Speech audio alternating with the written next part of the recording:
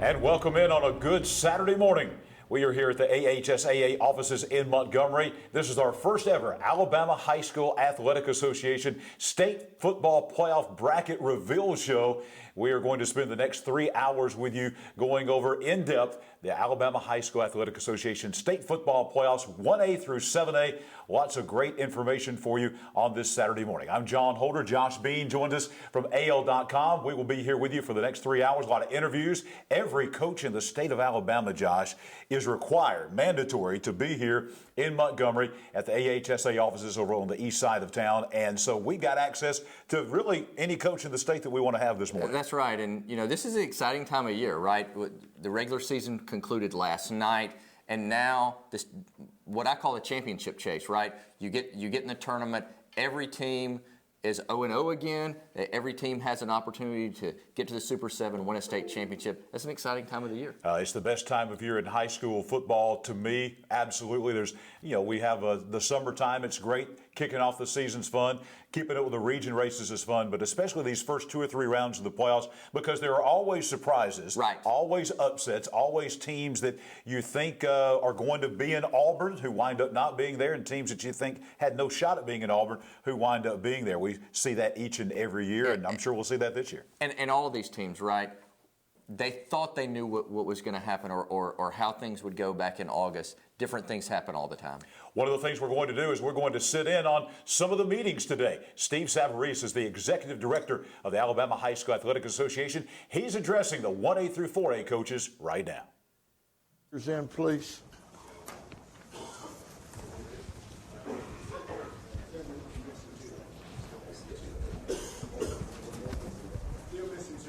Still missing 2 schools?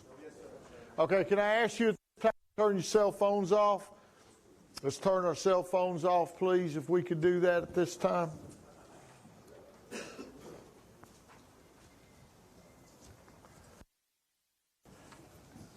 And if I could also ask you to take your hats off in the building, if anybody's got any hats on, I really appreciate that. I know y'all do that at school too, so that's why I wanted to just make you feel at home this morning. Y'all have been disappointed if I didn't say that. I could tell a few of you by looking at you. All right, we're going to go ahead and get started, and I want to first of all and foremost congratulate you on being here.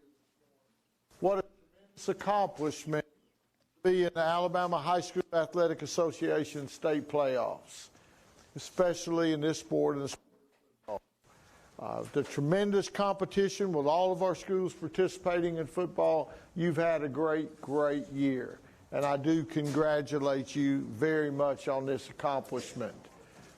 I also want to remind you, and I talked about this last night. We had a group that came in here last night. I talked about this on the radio last night, that this should never define who you are. Never define the person that you become. The wins and the losses will occur. But if you are defined only, and you are successful only because you win, then unfortunately, there's only 3 of you in this room that are going to end up successful. And we know the lives that all of you change, and everyone in this room is successful. And we thank you so much for what you do to change student-athletes' lives and affect all those in your community.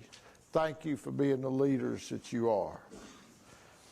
At this time, it's my privilege to introduce our Central Board of Control here, just in case that we have any type of dispute when we settle the brackets. We've never had one, but they're always here. First of all, Lori Carlisle, principal at Wadley, Pam Holloway, the assistant principal and coach from Dadeville. We also have Luke Hallmark, superintendent of schools in Marengo County, Terry Curtis, head football coach, athletic director from UMS Wright in Mobile. I'd also like to thank the entire AHSAA staff, and you see many of them around here. They're the most tireless workers I've ever been around. Last night, they're going to be here late every Friday night, and they absolutely love it. We have a lady in our office. I'm going to tell you who she is, Vanda Peppers, who's out there today. A lot of you know Miss Vanda. She answers the phone quite a bit. She had stents in her heart, 2 of them. And I told her, I said, Vanda, you don't have to come this weekend and work. She said, Coach, I won't miss it. She said, I love seeing all the coaches. And she's here today after just having stents in her heart. And that's what everyone here in this staff is. They truly love what they do. So I'd like you to thank the entire AHSAA for the great job they do. And when we talk about selflessness, 28 years, this guy in the blue shirt, Stevie Steele, has been coming up here 5 Saturdays in a row to prepare and serve you the biscuits that you have. Our biscuits, thankfully, are supplied by Jack's. But Stevie gets it all together, and his granddaughter, Haley, who was out on a date last night, and I need to talk with you about that, Haley Reno, but they both were here. They've been here 28 years. The whole term of Mr. Washburn and thankfully mine, they've been here. Let's thank Stevie and Haley for all they do for us.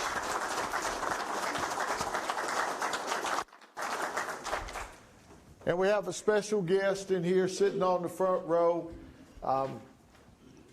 Washburn and I try to go to a game every year together. Last night, we went to a game last night.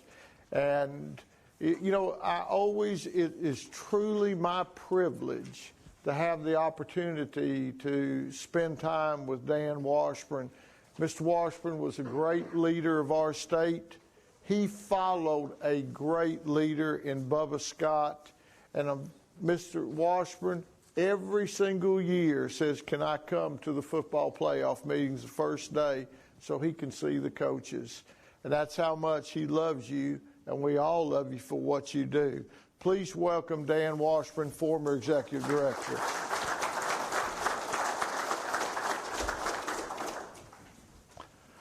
All right, Ron, it's your turn. All right. And what we do now, Ron is going to give a few tidbits every week about our football playoffs.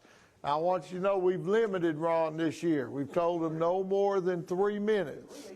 30 minutes. No. Real quick, where's Coach Spears, Brooke County? Stand up, Coach. First time in school history, his second year there, Brooke County is in the state playoff. This goes way back, that history goes way back. He also started a new tradition. He had a coach, a fan, become one of his coaches one night, and he didn't get his job. We got 20 undefeated teams that went through the season undefeated. We have 20 teams that went through the season undefeated, but of course we got 208 that start the playoffs undefeated. Of those, UMS Wright in Class 4A, Coach Curtis behind me, they have the state's longest winning streak, 23 games right now. And Marshall Bible is right behind them in Class 1A with 20. Of the winningest playoff teams in the room right now, Colbert County has won 89. They're the tops in Class 2A. In Class 1A, Maplesville has won 83. And in Class 3A, T.R. Miller's won 87 in this room right now. Overall, Hoover has won 98 as the most. We also have Coach Lamar Harris from Hubbardville in the room right now. He started coaching in 1978, and he's still coaching. He's one of our 5 winningest coaches that are here in the state playoffs right now. But he's been at Hubbardville. I'll tell you how long he's been at Hubbardville. We just had a conversation. He was talking about they didn't kick him very high. That's because they started out drop kicking when he started. The state playoffs this year, as we move into 2019 season, close the season out, we move next year to 2020. Our first football game, UMS Wright played, and I think it was 1897, but the Alabama School for the Deaf played in 1892. Folks, this has been a passion for us a long, long time. I was not at the first game. No, I was not. But if you've never been, they're not in the room, but if you've never been to an Alabama School for the Deaf game, you need to go and see them because it's a phenomenal thing. And they actually have 8 national championships to their credit. Real quickly, one last thing. Make sure I got my notes right. Let's forget that one. We're going to forget that. Coach, that's all I got. Thank you, Ron.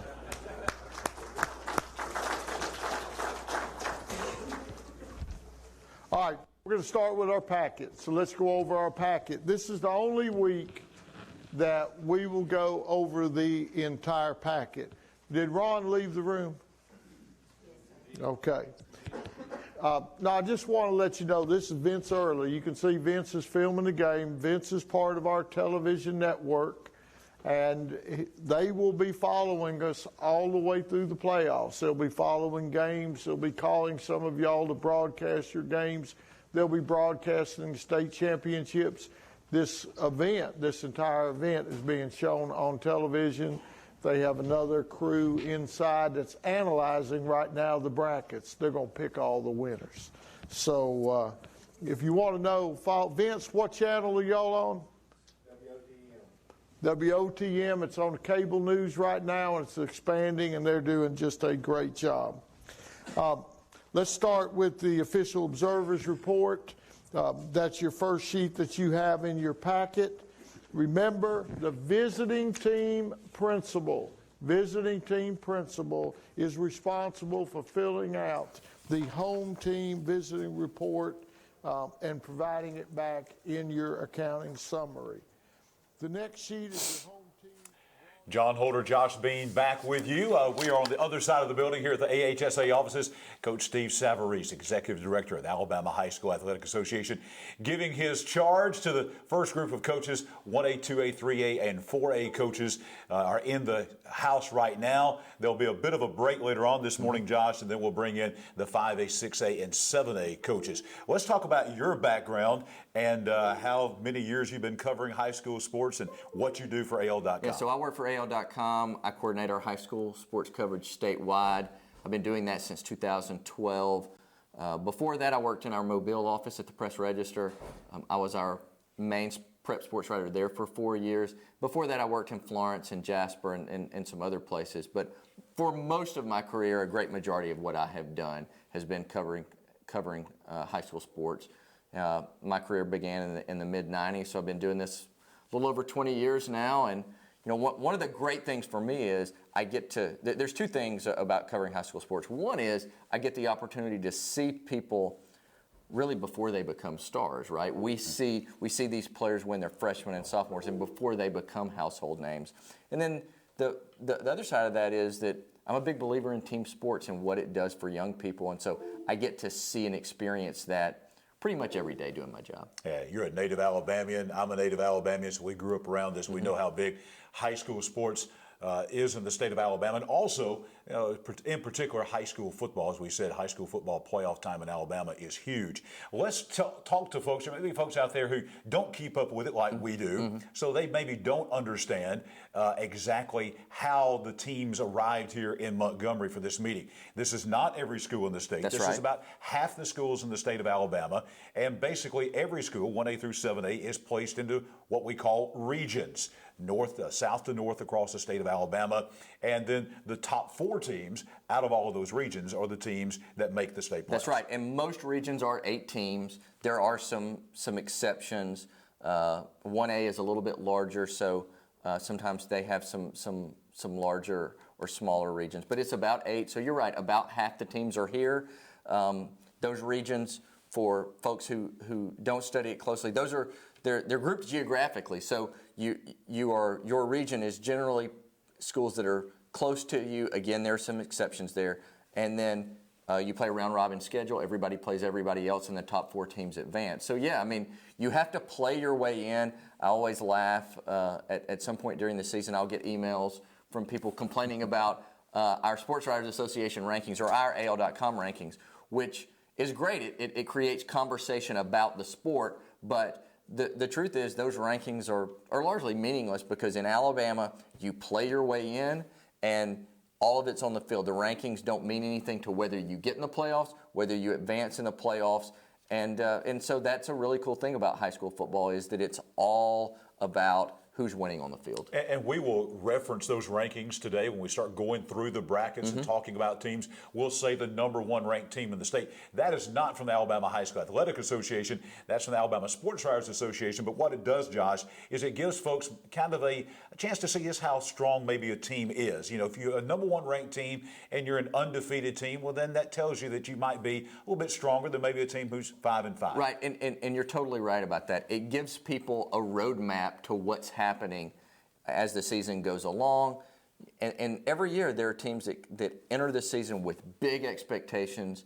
They might be ranked 1 or 2 or 5, and they don't have the season that we all expected them to. And then you have the flip side where you have a team that maybe hasn't had a 10-0 season in 10 years or 20 years, and they shoot up the rankings as the year goes along. So it is a good roadmap. It's not the end-all, be-all. It doesn't mean that the number 1 team wins it every year. I wish I could say, as a member of the Sports Writers Association, that we get it right every year. We don't, but it is a fun roadmap as the year goes along. Yeah, Central Clay County last year finished the regular season with 3 losses, not ranked in the top 10, won the state championship. So that's a great example of how that works out. And an even bigger picture than that, you mentioned geographically how the regions are set up.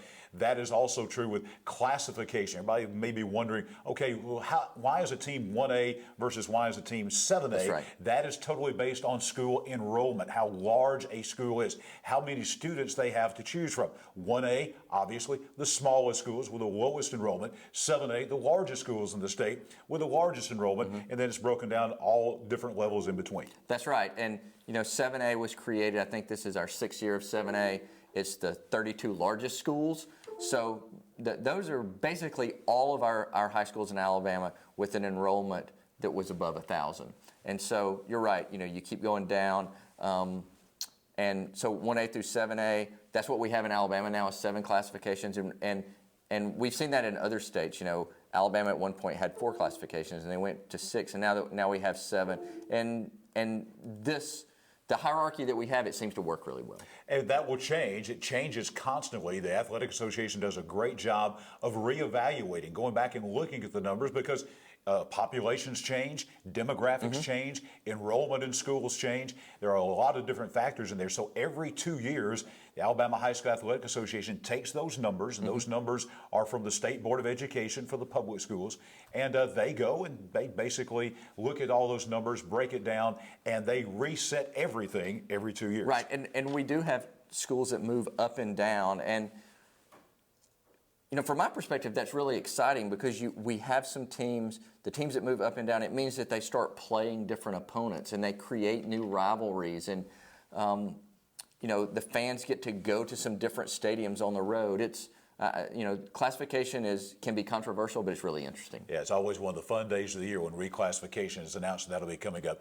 in December after the Super 7 state championships. We've got a lot to cover today. We're going to give you every game in the state of Alabama that will be played in the first round of the playoffs next week, guests, and a whole lot more as our bracket reveal show with Alabama High School Athletic Association continues in just a moment.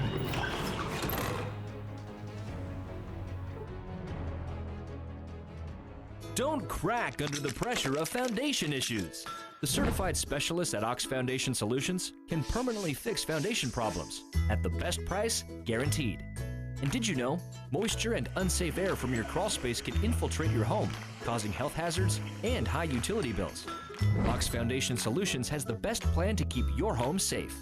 If you are experiencing any issues with your sidewalks, basement, crawl space, or foundation, get a free estimate from Ox Foundations. WOTM, your new home for high school sports in Alabama. The road to Jordan-Hare starts this Friday on WOTM with live first-round AHSAA playoff coverage featuring the Sylacauga Aggies visiting Death Valley to take on the Alexandria Valley Cubs. Stay with WOTM each Friday for live games every round of the playoffs and on to Jordan-Hare for exclusive TV coverage of the Alabama High School Athletic Association Super 7 only on WOTM. You suicide. Don't want to talk about it? You should. Hi, I'm Nick Saban, head football coach at the University of Alabama. 4 out of 5 teens who attempt suicide have given clear warning signs. By knowing the warning signs associated with suicide and knowing how to help, you could save a life. Visit jasonfoundation.com and start learning how you can make a difference.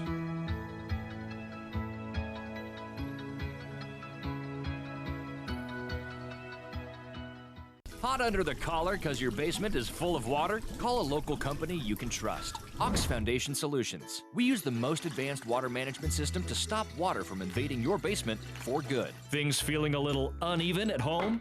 Ox Foundation Solutions will fix your uneven concrete sidewalk, driveway, or basement in no time. Ox Foundation Solutions has the best plan to keep your home safe. If you are experiencing any issues with your sidewalks, basement, crawl space, or foundation, get a free estimate from Ox Foundations. A live look in at the big meeting that's going on here at the Alabama High School Athletic Association offices. Actually, 2 meetings today. This is the first one.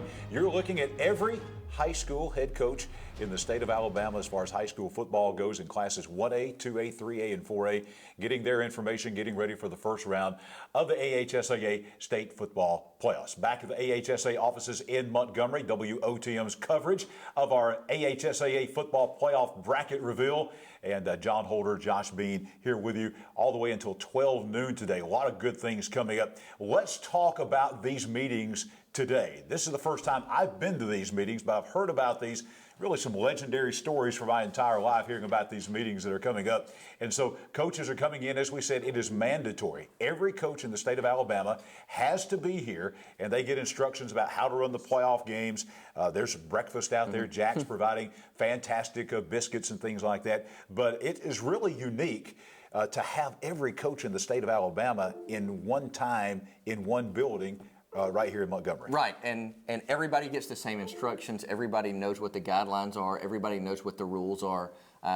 It may not be the most high-tech way to do it for everybody to come, but it is cool to see everybody in one place. And so I think coaches probably share some information, and sometimes one coach is going to run into another coach and ask them about their first-round opponent. I think that sort of town hall atmosphere is something, as you mentioned, is unique. It's interesting, and it's one of the cool things that sort of kicks off the playoffs every year here in our state. You know, it's tough, obviously. These guys have all, for the most part, some had open dates, but a lot of these coaches played games last night. Sometimes they played lengthy road games, and then they have to be here in Montgomery. But every one of these guys, Josh, will tell you to a man that they would love to be here than the alternative, because the alternative is that they are not in the state playoffs. And That's also, they know that half of the guys that they see there won't be back here next week, because another important point we want to make, they do this every week for every round of the playoffs. That's right. And so you're exactly right. You want to be here. You probably didn't want to get up at 3 or 4 or 5 in the morning to drive to Montgomery, but it's part of the process. It's part of what you do if you want to win a state championship. And again, if you win next week, you have to come back, and that room will be half as full. And the next week it's half as full, and the next week it's half as full. So, yeah, it's a little bit of not the most fun thing to do, but it's part of something that you want to be part of it. You want to be in the playoffs. You want to be chasing that blue map. As those numbers get smaller in that room, the games get bigger. That's the way that it works. And speaking of that, taking you through a playoff format, we mentioned 5 rounds of playoffs. That will begin next week. In classes 1A through 6A, there are going to be 5 rounds. In class 7A, only 4 rounds. There are 32 teams in classes 1A through 6A who make the playoffs. In class 7A, you're basically looking at half of that, looking at 16 teams, 8 in the north, 8 in the south. They will be off. 7A will be the semifinal round That's for right. the 1A through 6A.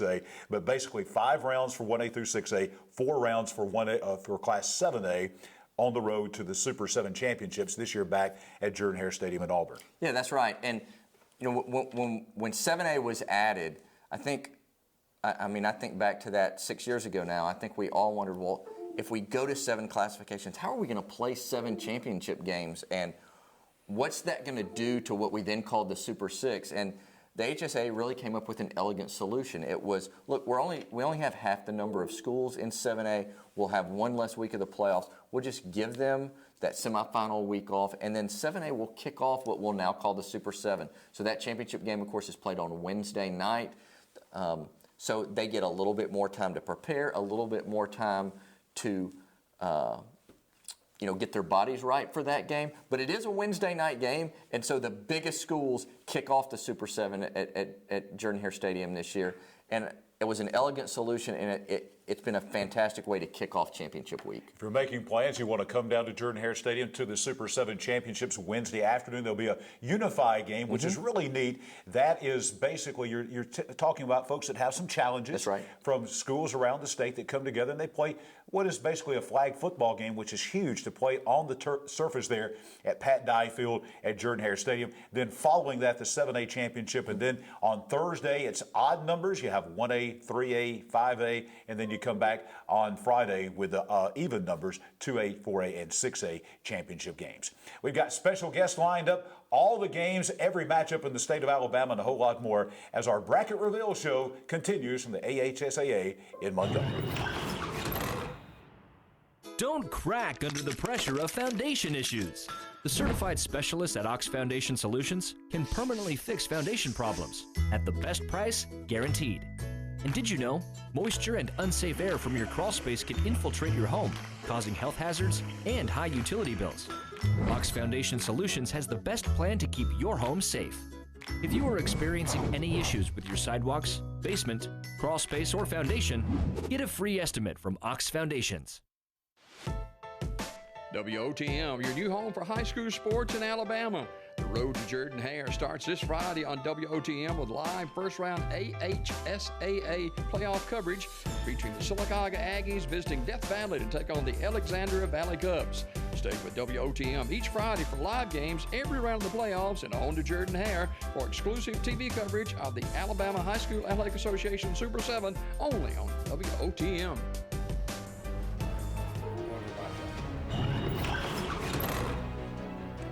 Back at the AHSAA offices in Montgomery, it's a big day. It's the countdown to the playoffs now on the road to the Super 7 at Auburn. Really get started in earnest this morning here at the AHSAA offices as we have high school football coaches. Every school that's in the state playoffs in the state of Alabama will be here today. The first meeting involves classes 1A through 4A, and as we've been talking about later on, we'll have 5A, 6A, and 7A in a separate meeting getting the same information here this morning. Some of those coaches from the 5A, 6A, 7A level are arriving early. One of those coaches all the way from Florence, the head coach of the Florence Falcons, Coach Will Hester is with us. Coach, glad to have you with us.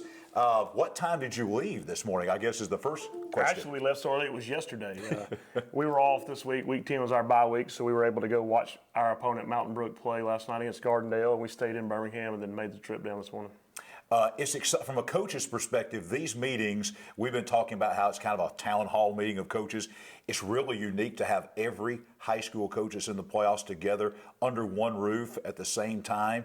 So you're seeing all of the guys that you could potentially be facing in the 7A playoffs. You're seeing them, at least this week, you're seeing all of them here this first week. Yeah, absolutely. I mean, coaches like a fraternity anyway, so it's like getting the old band back together, if you will, and, tell some stories and hang out and rib on some guys who you may have beaten earlier in the year or whatever, that kind of stuff. But, yeah, absolutely. 7A only having 16 teams in, so there's definitely, you're going to see everybody that you may or may not face in the playoffs.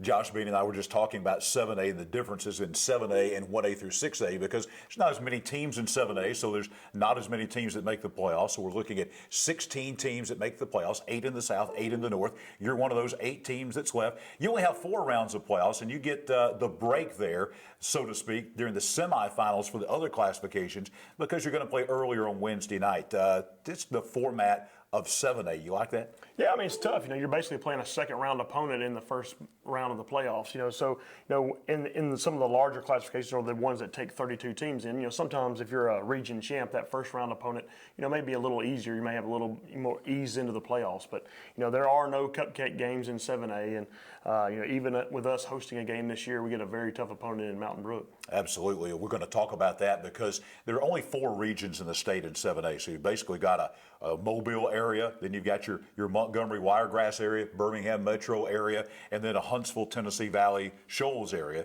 And so that means lots of great football teams, very competitive here. There's no gimmies here. Tell us about your season. You play, obviously, one of those regions. You're in there with folks like James Clemens and Bob Jones and Austin and all those folks. Tell us about your season, 6-4 coming in. Yeah, good season for us. I mean, we try to challenge ourselves early in the year with our non-region schedule. You know, we played Brentwood Academy out of Nashville, Tennessee. It's a predominantly powerhouse in the state of Tennessee, and we want to try to prepare ourselves for this time of year, for the playoffs. In order to do that, you got to play strong competition. So, you know, playing those guys, playing Muscle Shoals out of area, obviously a big rival game for us, but, you know, wonderful year that they're having at Muscle Shoals. And, yeah, James Clemens is always a tough team and rolling right along this year. So we feel like we're prepared, you know, to be able to host a playoff game and finish second in our area in the North. You know, we're excited about the season, excited about the playoff time now. Yeah, your region, you know, some surprises in there. Sparkman really surprising everybody. They got off to a fantastic start. They lost a couple of games late in the season. Gadsden City maybe not quite as strong as they have been in the past. You never can tell. But tell us about your football team. What do you like about the Falcons this year? Well, like our senior leadership, you know, the culture of the team is as strong as it's ever been, and it's led by our seniors. You know, we're all about the relationships that we build from the coaches to the players and the players to the players, and we feel like that's the difference in successful football teams is those relationships. Our senior class has done a phenomenal job of leading this team. Probably not as talented a team as we've had at Florence in the past, outside of DeMarcus Beckwith, who is Mr. Everything for us, you know, the 5-star recruit, all that kind of stuff. But our seniors have done a great job of leading us, and we've had some adversity throughout the year, had some injuries, and our seniors have kind of carried us through. Tell us about this first-round opponent. You mentioned anybody that comes out of 7A Region 3 is going to be really good. There's a couple of teams that could even contend for a state championship out of that region that didn't even make the playoffs. You think about Hewitt-Trussville and folks like that. Tell us about this Mountain Brook team, very good football team coming to your place next Friday. Yeah, and, you know, very, very similar deal to what Sparkman had, you know, 7-0, 8-0 or whatever at the beginning of the year, and, you know, dropped a couple of region games late. But, you know, a very good football team who, you know, this isn't Coach Yeager's first rodeo. He knows exactly how to get the best out of his guys, and, you know, they're a little unorthodox on offense. You do a lot of unbalanced formations and things of that nature, but very smart kids who play very, very hard. So obviously a team that has played as well in Region 3 as they have is going to pose a huge challenge for us. Tell us about coming over. You spent a vast majority of more than 20 years coaching in the state of Tennessee, coming over the border now in your second year at Florence. What's it been like coaching high school football in Alabama? Exactly what you thought it was. You know, the farther south you get, you know, generally the better the players are. And, you know, you have success in other places. You want to see if that success will carry over in a new challenge. And, you know, this was a new challenge for me and my family. And we love the Florence area, a phenomenal place to raise a family with, you know, the river there and all the music and all that kind of stuff. So we're very excited to be there. We're excited about what our team's doing, the program's doing, and looking forward to being there a long time. Florence is a unique situation. The school itself is not very old, you know, a consolidation with Bradshaw and Coffee high schools. Now the Florence Falcons, you play in a phenomenal facility there at Brawley Stadium, which hosted national championship game in Division II for many years. Phenomenal facilities to play in and things like that. It's really a great setup there in Florence. Yeah, absolutely. Can't complain. You know, great support from the community. A lot of the business owners, you know, donate well to the program and are invested in the program. And, you know, with UNA right there, you know, the city understands what it means to support athletics, and we're very excited about what they do for us. Well, tell us about what has to happen. You know, we always talk about, Josh and I were talking about teams that get on the run, teams that maybe are not on everybody's radar. Maybe they're not the favorite. Maybe they're not the #1 ranked team in the state. We see it every year in all kind of different classifications, a team that just gets hot at the right time of the year and goes all the way to the Super 7. For that to happen for your football team, what are you looking for over these next 4 to 5 weeks? Well, it starts with belief. You know, your kids have to truly believe that they have that opportunity. You know, a lot of people are going to use the mantra, why not us, and all that kind of stuff. And, you know, obviously that's a big deal. But, you know, the key is just playing for each other. You know, those senior guys grasping to the idea of, you know, this may be my last high school football game, and I don't want it to end. You know, we're guaranteed 48 minutes. But what are we going to do in those 48 minutes to earn the opportunity to play 48 more? And, you know, that's what our kids are going to buy into, and that's what they're already discussing when we're at practice and those kinds of things. It's, you know, I don't want my season to end. And what are these 20 seniors that we have on the team willing to do during that 48 minutes to keep this from being their last high school game ever? All right. Will Hester is the head coach of the Florence Falcons in the 7A playoffs. We'll let you go out and get one of those delicious Jack's biscuits and settle in and get ready for your meeting coming up a little bit later on this morning with the 5A and 6A and 7A coaches. Congratulations on a great season. Thank you for joining us here at the AHSAA offices for our bracket reveal show. Absolutely. Thank you. Will Hester of the Florence Falcons will be back with more on WOTM as we continue with bracket reveal here in Montgomery.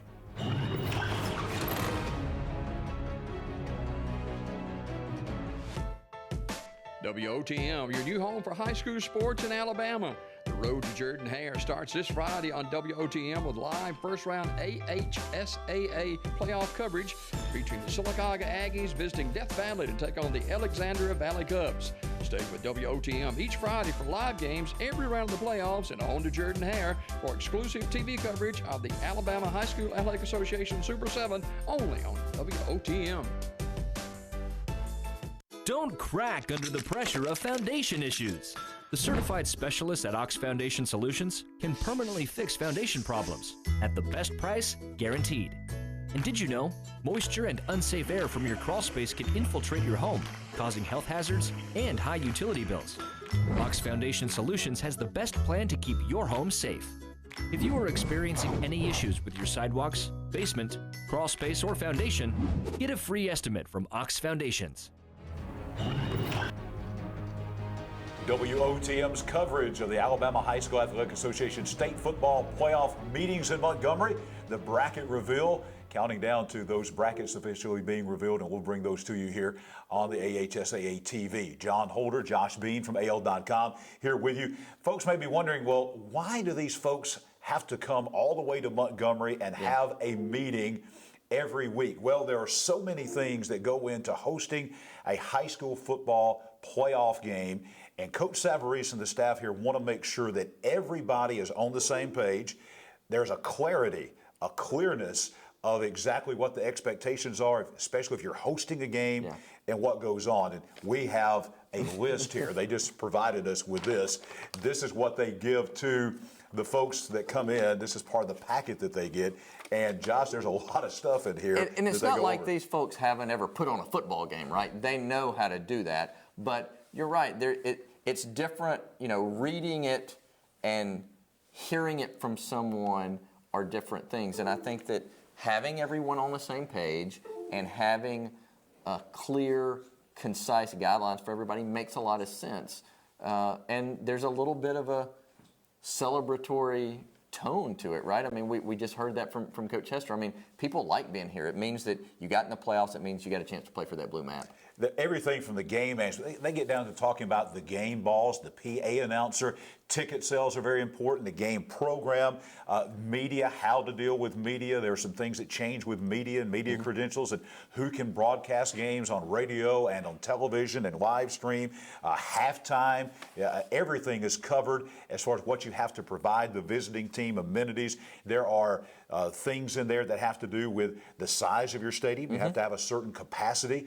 You have to provide hot showers for the visiting team and also for the game officials. There are a lot of things that are here to go over, and as we talked about, Coach Savarese and his staff want to make sure that everybody is clear and they understand what the expectations are. It's funny you're talking about showers. It made me think about, you hear these legendary stories about people going on the road and the visiting locker room not having hot water or only being nails on the wall to hang up your stuff, you know. So it is interesting that you get in. There is a little bit of a minutia to this, right? Yes. But the devil oftentimes is in the details. I think it's great that they're able to provide those details for everybody at the same time. And if those things don't happen, a coach can't say, well, he can't plead ignorance. He can't say, I didn't know, because they were here at this meeting and everything was absolutely covered by the Alabama High School Athletic Association staff.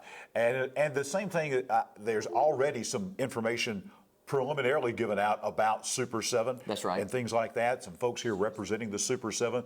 This year, Auburn-Opelika hosting for the second year again. So there's information about that as well that is already given out to those folks about making that march to the state championship. And it'll be a different experience for the Super 7 at Auburn for us this year. You know, usually if The Iron Bowl is in one city, the Super 7 is in the other because of the construction that's going to happen at Bryant-Denny Stadium. That couldn't happen this year, so Auburn got it for the second year in a row. So for the Auburn folks, they have some logistical things that they have to work through. This will be the first time that they've dealt with the Iron Bowl and the Super 7 in the same year. But I think that'll be fun. I mean, we'll see how all of that works out. But I mean, who knows if Auburn can beat Alabama, maybe there'll still be some toilet paper in the trees when our high school teams get there. Well, it's one of those situations where we talk about the cooperation that we've had going all the way back to 2009 when it went to the campuses of Auburn and Alabama. The cooperation between Tuscaloosa and Tuscaloosa County and between Auburn and Opelika and Lee County, the cities, the universities, the visitors and Convention and Visitors Bureau have worked hand in hand. And last year, Alabama says basically, hey, after the Western Carolina game, we're starting construction. We can't host this thing. That's right. And so, Auburn, will you take this? Great cooperation between Auburn, Opelika, and Tuscaloosa in making this work. Yeah, I think it's interesting because they do cooperate with one another. But there's also a little bit of competition, right? You know, Tuscaloosa does something or they create an amenity for the team or the players, and Auburn wants to one-up them. So there's a little bit of gamesmanship, but I think it's all in good fun. And the truth is, I think that's made the experience for the players and the coaches better year after year after year. You know, I'm sure Coach Savarese is in the other room talking about this, but if I've heard him say it once, I've heard him say it 100 times about how they want the experience to be the best that it can possibly be for the players. And so, you know, those kids that get to play at Bryant-Denny or Jordan-Hare in 10 years or 20 years or 30 years, they're going to be telling everybody about what it was like to play there. It's a great memory for them, and I think that the game management, the folks at Auburn, the folks in Tuscaloosa, they do a phenomenal job with that. Competition amongst Alabama and Auburn. Imagine that. Well, coming up, we've got another special guest standing by as we continue with our live coverage of the Alabama High School Athletic Association State Football Playoff Bracket Reveal. We'll have that coming up for you next here on WOTM.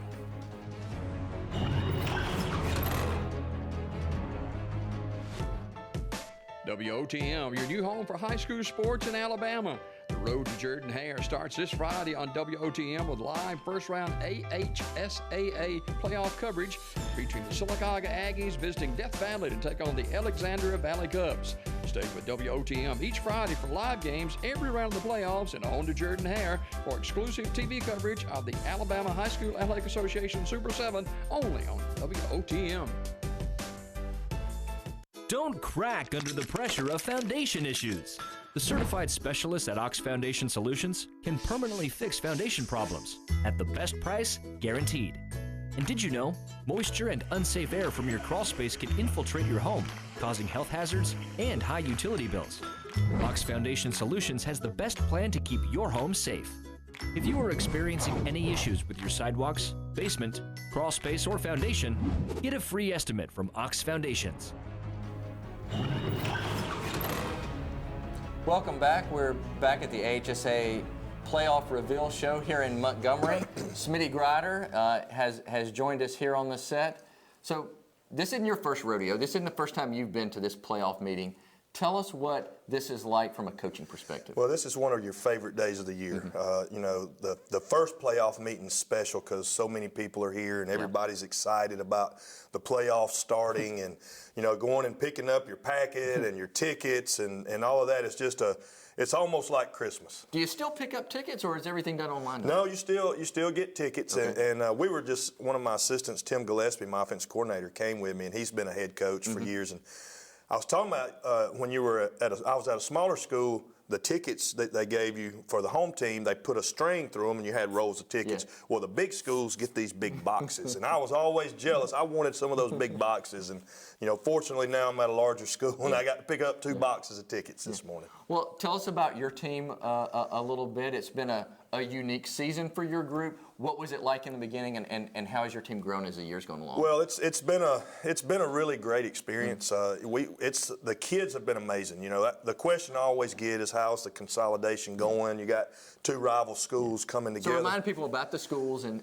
how the consolidation all happened. Right, we've consolidated Old Dothan High School and Northview High School in the city of Dothan to one school, and you guys are the Dothan Wolves? We're the Dothan Wolves, that's correct. And it's been going great. We haven't had the first issue. I'm talking about not one of a Dothan-Northview rivalry type thing. It's been and I really felt like it could be that way because at the end of the day, kids want to win. Yeah. And when we got the guys together the first time and they could look around and go, you know what, we got a chance to have a pretty good team.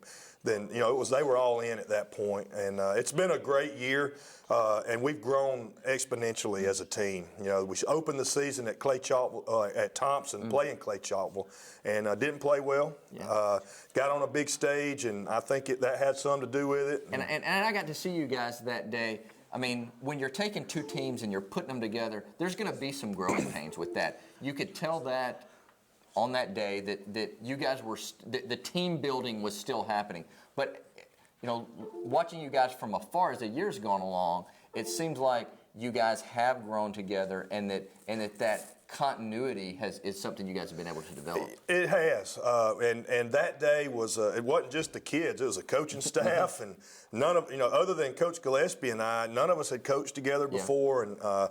So it was that was a whole new experience, and that's why we wanted to play the game. We had to get on a charter bus and go away and play at Thompson, a beautiful venue, and it was a big time game, and so that was a great experience. And I think having played that game has helped us to the point we are now, and we've just gotten better and better and better. And of course, that's your goal every year: just be better this week than last week. And you guys played a Clay Chalkville team that had been to the semifinals the last 2 years.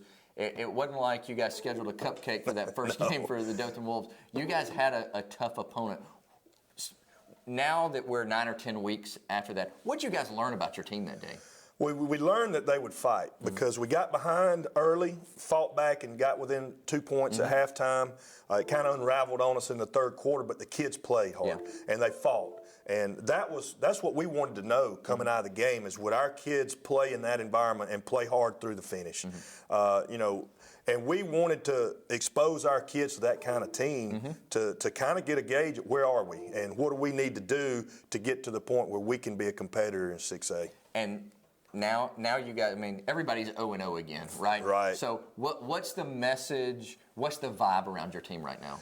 Well, they're excited, obviously. Nobody on our team has experienced the playoffs, so they're excited. I don't think they realize how much the intensity ratchets up in the playoffs. We've tried to talk about that in the last few weeks especially. So that's going to be a focal point for us is because, whatever your biggest rivalry is, the intensity of the playoffs is tenfold that. Yeah. So because there's no tomorrow, and only one team's going to leave here happy. And you've been through the playoffs a bunch of times. How do you try to simulate that for a group that hasn't experienced it before? It's very difficult. That you simulate it throughout the year, but playing Clay Chalkville and going and playing teams like that and getting in that environment where it's like, wow, because you're going to get punched in the mouth in the playoffs early. And you've got to be able to withstand that. So, trying to the goal isn't to be 10-0, it's to win the last game. Right. And so that for us anyway. And so that's why, and moving forward, we will continue to do this is try to schedule some really tough non-region games so to prepare us for that kind of environment.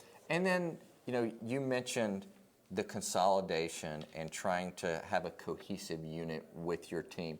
What's it been like now when you go to the grocery store, you're out in the community, nobody's waving that Northview flag, and it seems like I lived in Florence when they had the consolidation there, and it seemed like very quickly everybody in town became a Florence Falcon.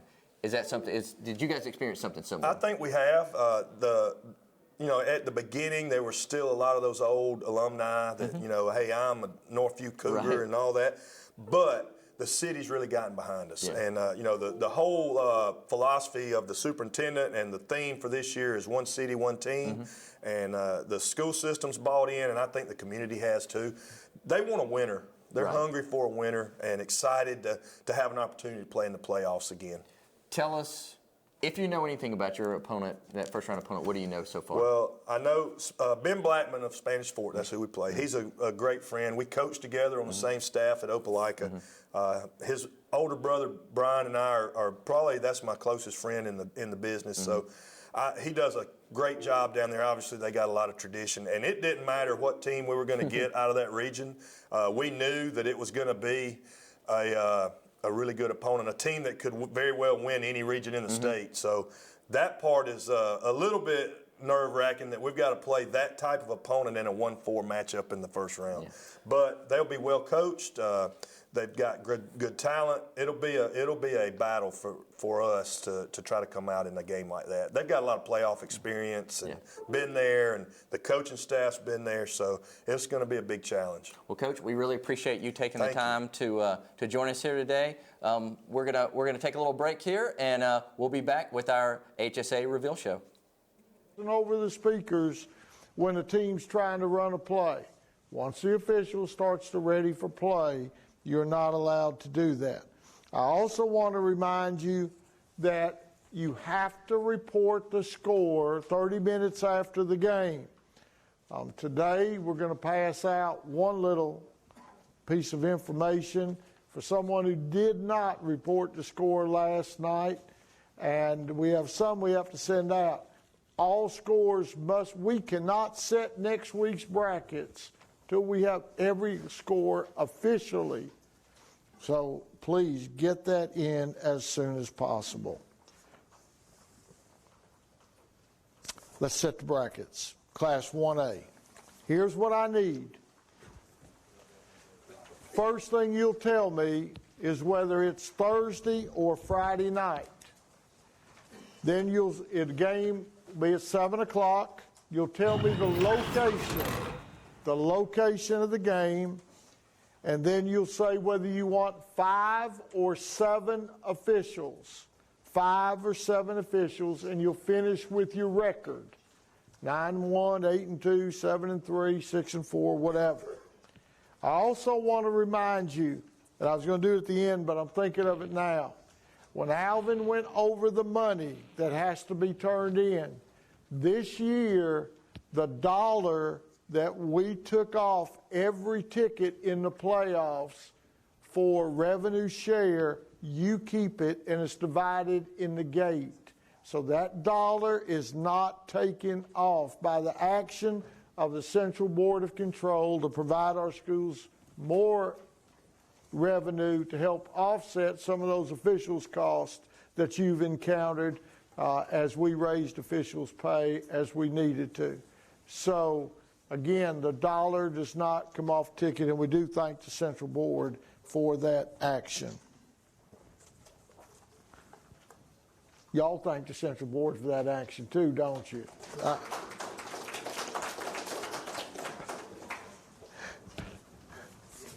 All right, let's set the brackets. Class 1A. And I ask you to stand as you give your report. We're writing it down. We need to hear it clearly. Please bear with us through this process. Region 1, 1 seed Sweetwater by percentage, playing Region 2, 4 seed Georgiana by percentage. Sweetwater, you're the home team. Your recommendation. Friday night, 7 o'clock, Victory Field on Atlantic Stadium, Sweetwater, Alabama. And the 5 officials, we're 8-1. Georgiana? Thank you. 5-5 approved.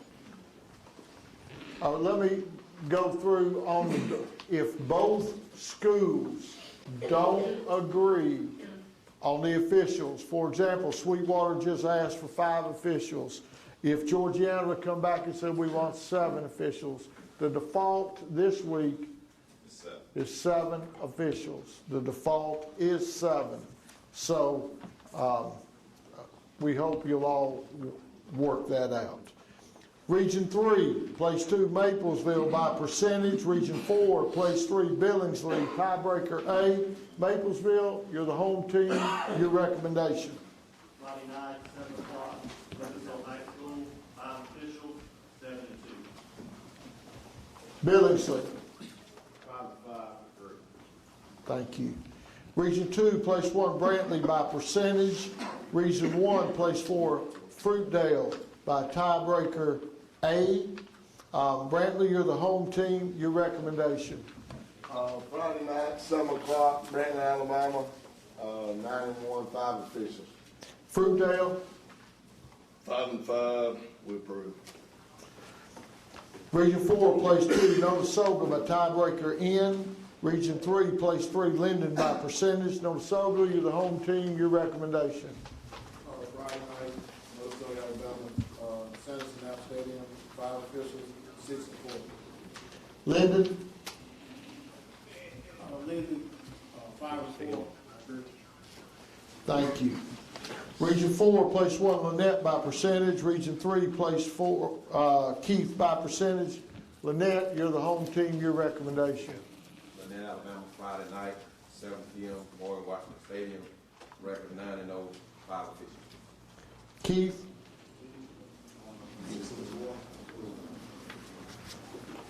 Region 2, place 2, Elba by percentage. Region 1, place 3, Marengo by percentage. Elba, you're the home team, your recommendation. Friday night, Elba, Alabama, Tiger Stadium, Macwood Field, 7 officials, my record is 7 and 3. Marengo, 64 agree. Region 3, place 1, Isabella by percentage. Region 4, place 4, Wadley by percentage. Isabella, you're the home team, your recommendation. Friday night, Isabella High School, 7 o'clock, 5 officials, 10 and 0. Wadley, Wadley, 5 and 4. did they say officials? 5, okay. Region 1, place 2, Milry by percentage. Region 2, place 3, Fort Isla by percentage. Milry, you're the home team, your recommendation. Friday night, 7 o'clock, 80 River Stadium, High School, 5 and 3. Fort Isla. We're on 7-3, agree. Region 5, place 1, Spring Garden by percentage. Region 6, place 4, Hubbardville by tiebreaker L. Spring Garden, you're the home team, your recommendation. Spring Garden High School, Friday night, Panther Stadium, 5 officials, 9 and 1. Hubbardville. Bill 64, we agree. Region 7, place 2, Valley Head by tiebreaker A. Region 8, place 3, Hackleburg by percentage. Valley Head, you're the home team, your recommendation. Friday night, 7 o'clock, Tiger Stadium, Valley Head, 5 officials, 64. Hackleburg. 4 and 6 agree.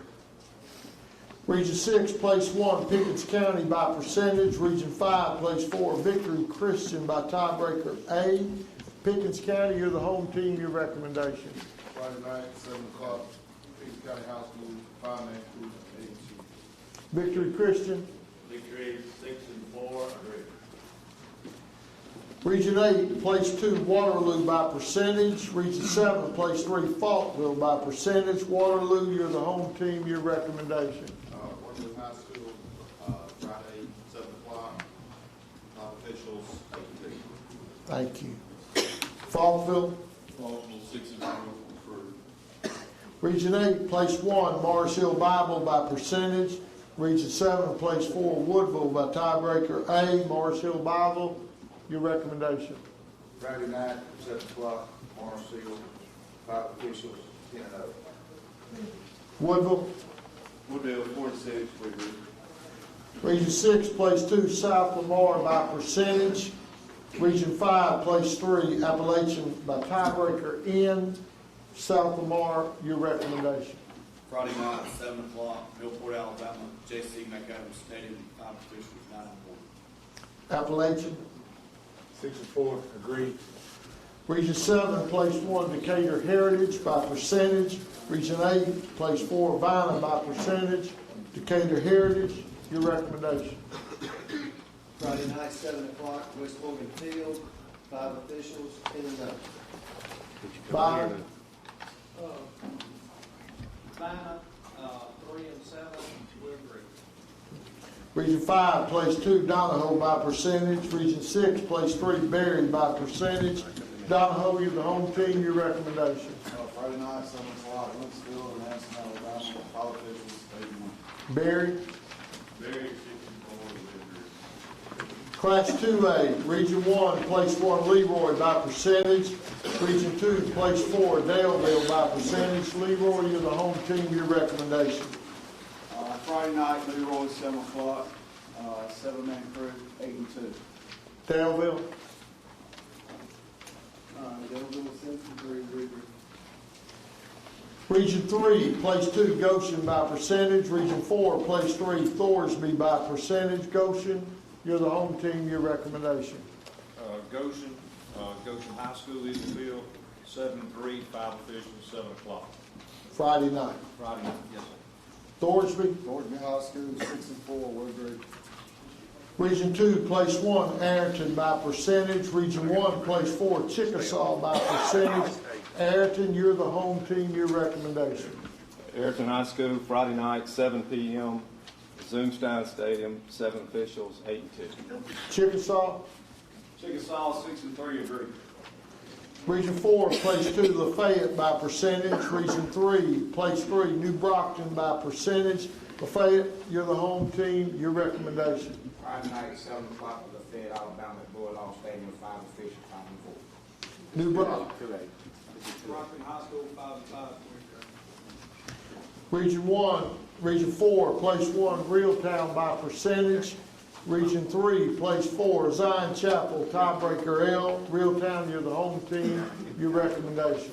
Reeltown High School, Friday night, 7 p.m., 6 West Rodeo Stadium, 5 officials, 9-1. Zion Chapel. Zion Chapel, 6-4, agree.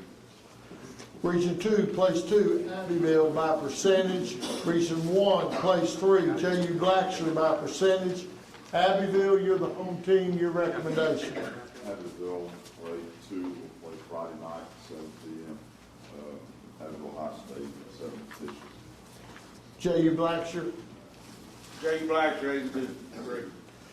Region 3, place 1, Laverne by percentage. Region 4, place 4, Fayetteville by percentage. Laverne, you're the home team, your recommendation. Laverne High School, Friday night, 7 o'clock at Jane Daniel Stadium, and I reckon 10-0, 7 officials.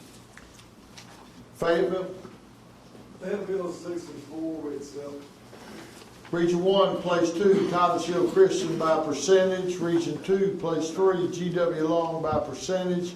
Cottage Hill, you're the home team, your recommendation. Friday, 7 p.m., Cottage Hill Christian Academy, 7 officials, 82. G.W. Long. G.W. Long High School, 8-2, we agree. Region 5, place 1, Aliceville by percentage. Region 6, place 4, Westford Christian by percentage.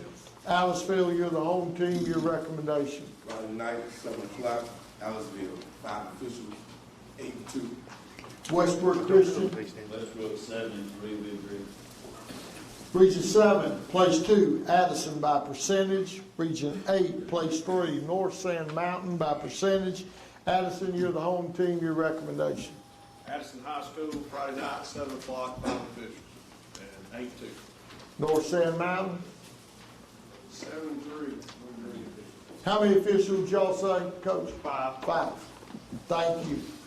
Region 6, place 1, Ohatchee by percentage. Region 5, place 4, Southeastern by tiebreaker A. Ohatchee, you're the home team, your recommendation. Friday night, 7 o'clock, Boise Owens Field, 5 officials, 9-0. Southeastern. 5-5, Region 8, place 2, Collinsville by percentage. Region 7, place 3, Culver County by percentage. Collinsville, you're the home team, your recommendation. Friday at Collinsville, 5 officials, and we're 9-1. What's your record, 9-1? Culver County. Culver County, 64, agree. Region 8, place 1, Fife by percentage. Region 7, place 4, Sheffield by percentage. Fife, your recommendation. Friday night, 7 o'clock, 5, 10-0. Sheffield, 6-4, Did you get the officials?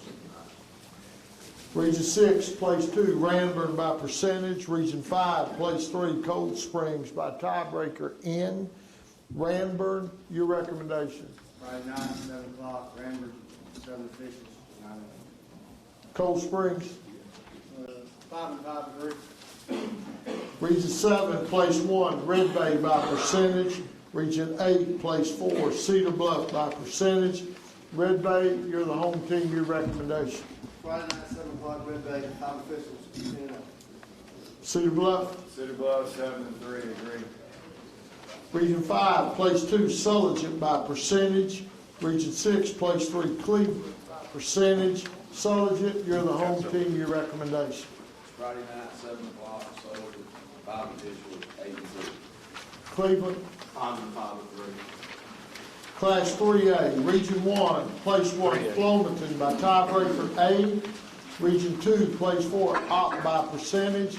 Flomaton, you're the home team, your recommendation. Friday night, 7 o'clock, Wilmington, 5 officials, and 9-1. Op. 4 and 6. Region 3, place 2, St. James by percentage. Region 4, place 3, Oakman by percentage. St. James, you're the home team, your recommendation. Friday night, 7 o'clock, St. James, 5 officials, 9-1. Oakman. Oakman 6 and 4. Region 2, place 1, Pike County by percentage. Region 1, place 4, T.R. Miller, based on tiebreaker A. Pike County, you're the home team, your recommendation. Friday night, 7 o'clock, Bulldog Stadium, 5 officials, 10-0. T.R. Miller, Prefer 7 officials, 6 and 4. we'll have 7 officials. Region 4, place 2, Winfield by percentage. Region 3, place 3, Montgomery Academy by percentage. Winfield, you're the home team, your recommendation. Winfield, Friday night, 7 and 3, 5 officials, that's the Sutton Stadium. Montgomery Academy. Montgomery Academy 6 and 4, agree. Region 4, place 1, Gordo by percentage. Region 3, place 4, Bullitt County by percentage. Gordo, you're the home team, your recommendation. Friday night, 7 o'clock, Gordo High School, Livy Hankins Field, 5 officials, 10-0.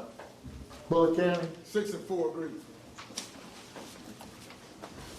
Providence Christian is in Region 2, place 2 by percentage. Region 1, place 3, Bayside Academy by percentage. Providence Christian, your recommendation. Providence Christian, Friday night, 7 o'clock, 7 officials, 9-1. Bayside. 5 and 5, agree. Region 3, place 1, Pike Road by percentage. Region 4, place 4, Carbon Hill by tiebreaker A. Pike Road, you're the home team, your recommendation. Friday, 7 p.m., Pike Road High School, 7 officials, 10-0. Carbon Hill. 4 and 6, agree. Region 1, place 2, Mobile Christian by percentage. Region 2, place 3, Geneva by percentage. Mobile Christian, you're the home team, your recommendation. Friday, 7 o'clock, Lamar Harris Stadium, Mobile Christian, 5 officials, 5 and 4. Geneva. Geneva 8-2, Region 5, place 1, Fultondale by percentage. Region 6, place 4, B.B. Comer by tiebreaker N. Fultondale, you're the home team, your recommendation. Friday, Fultondale High School Stadium, Fultondale, Alabama, 5 officials, 8 and 2. B.B. Comer. 5 and 5, agreed. Region 7, place 2, Geraldine by percentage. Region 8, place 3, Clements by tiebreaker A. Geraldine, you're the home team, your recommendation. Friday night, 7 o'clock, go to Disney Field, 7 officials, 6 and 4. Clements. 6 and 4, agreed. Region 6, place 1, Piedmont by tiebreaker L. Region 5, place 4, J.B. Pennington by tiebreaker B. Piedmont, you're the home team, your recommendation. Friday night, 7 o'clock, Piedmont High School, 7 officials, 9-1. J.B. Pennington. 3 and 7, agree. Region 8, place 2, Lauderdale County by percentage. Region 7, place 3, Sylvania by percentage. Lauderdale County, you're the home team, your recommendation. Friday night, 7 o'clock, Five officials. What was your record, Coach? 8-2. Thank you. Sylvania. Sylvania 7-3, agree. Region 8, place 1, Westminster Christian by tiebreaker A. Region 7, place 4, Pisgah by tiebreaker L. Westminster Christian, your recommendation. Friday night, 7 p.m., Rubin Nelson Stadium in Huntsville, 7 officials, and we're 7 and 2. Pisgah. Pisgah High School, 4 and 6, we agree. Region 6, place 2, Randolph County by tiebreaker A. Region 5, place 3, Midfield by percentage. Randolph County, your recommendation. Friday at 7 o'clock, we got Alabama, 5 officials, 9 Midfield. Midfield, 6 and 3. Region 7, place 1, Susan Moore by percentage. Region 8, place 4, Colbert Heights by percentage. Susan Moore, you're the home team, your recommendation. Friday, November 8th, 7, Senior High School, Park Taylor Stadium, 7 officials, 10-0. Colbert Heights. 6-4, great. Region 5, place 2, Locust Fork, tiebreaker A.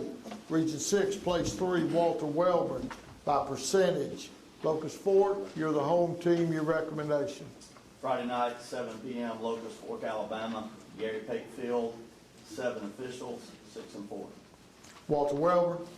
Wellborn High School, 91, Clifford East.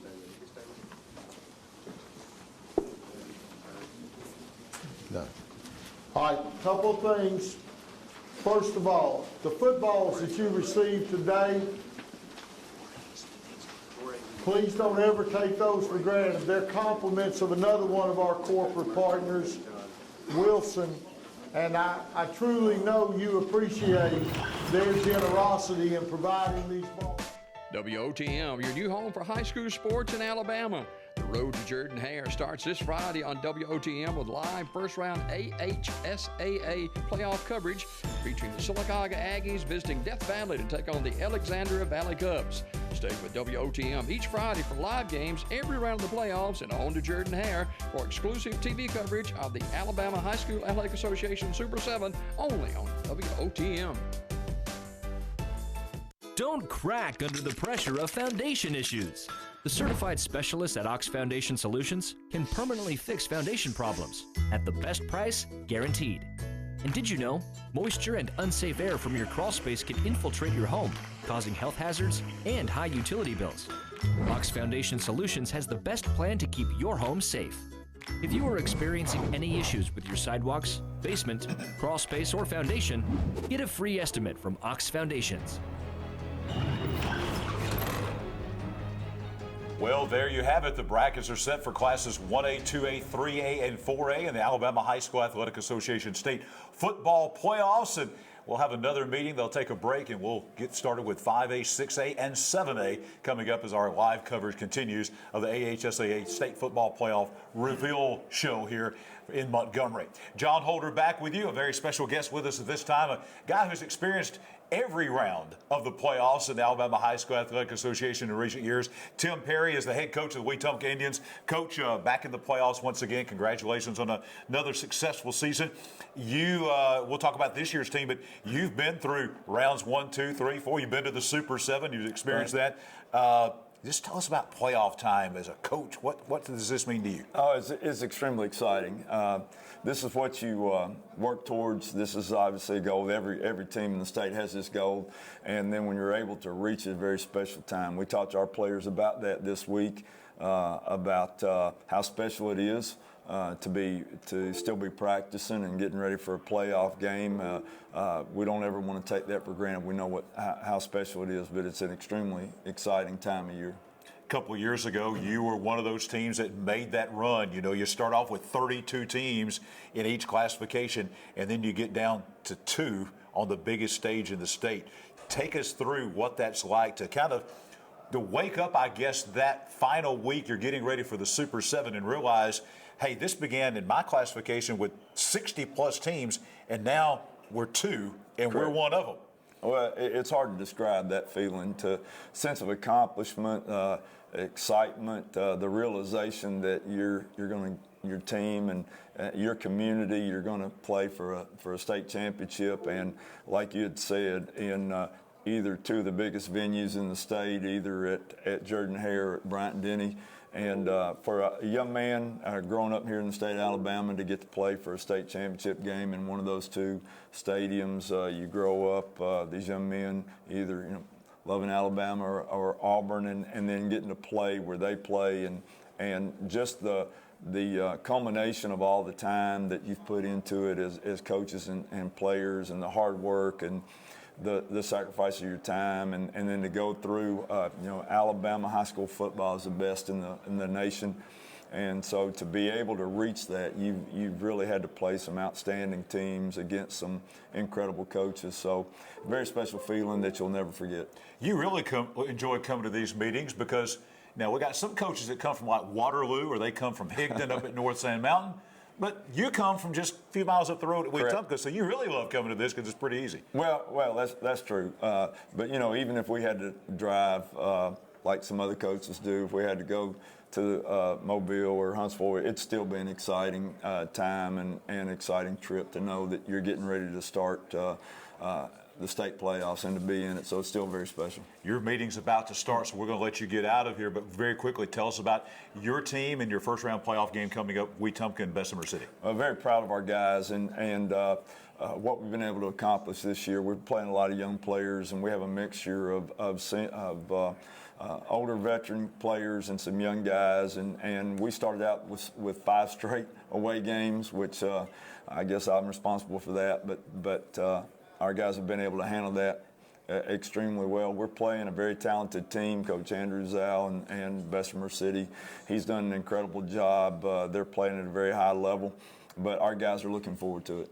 Well, Coach, I promised you I would get you out of here. I would not get you in trouble with the higher-ups here. Wouldn't make you late for the meeting. So we'll let you get to the 5A, 6A, 7A meeting. Congratulations on a great season. Good luck in the playoffs. Thank you very much. Tim Perry is the head football coach of the Wetumpka Indians, back in the Class 6A playoffs, and we are back to Montgomery in just a moment.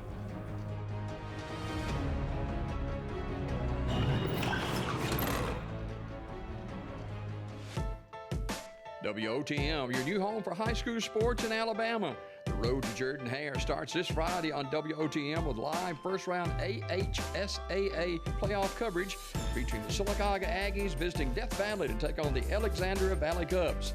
Stay with WOTM each Friday for live games every round of the playoffs and on to Jordan-Hare for exclusive TV coverage of the Alabama High School Athletic Association Super 7 only on WOTM. Don't crack under the pressure of foundation issues. The certified specialists at Ox Foundation Solutions can permanently fix foundation problems at the best price guaranteed. And did you know, moisture and unsafe air from your crawl space can infiltrate your home, causing health hazards and high utility bills? Ox Foundation Solutions has the best plan to keep your home safe. If you are experiencing any issues with your sidewalks, basement, crawl space, or foundation, get a free estimate from Ox Foundations.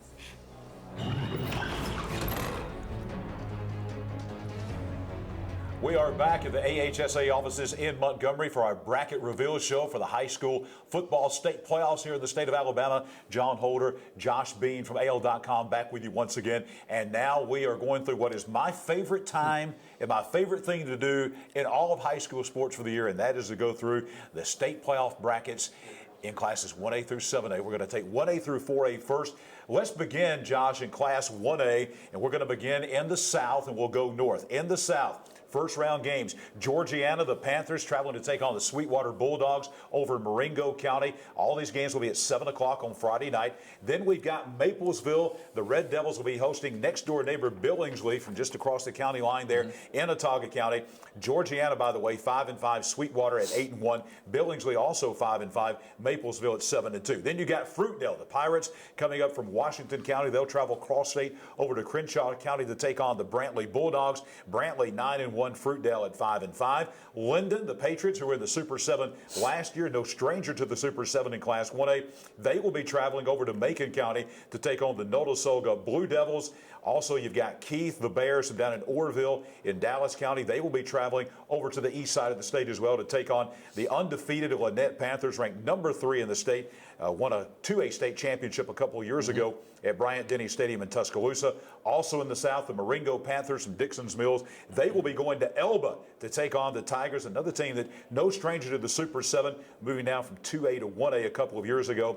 Also in the South, Wadley, the Bulldogs, traveling over in the Maplesville area to take on the Isabella Mustangs.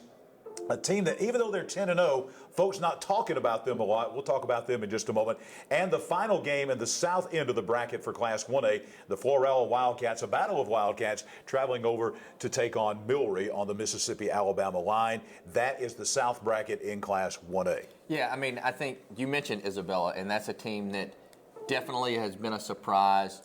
The last couple of years, they have been better, but they couldn't get over the hump, which was beating Maplesville, that close rival. They beat Maplesville this year. I think that put them on the map a little bit. They moved up in the rankings.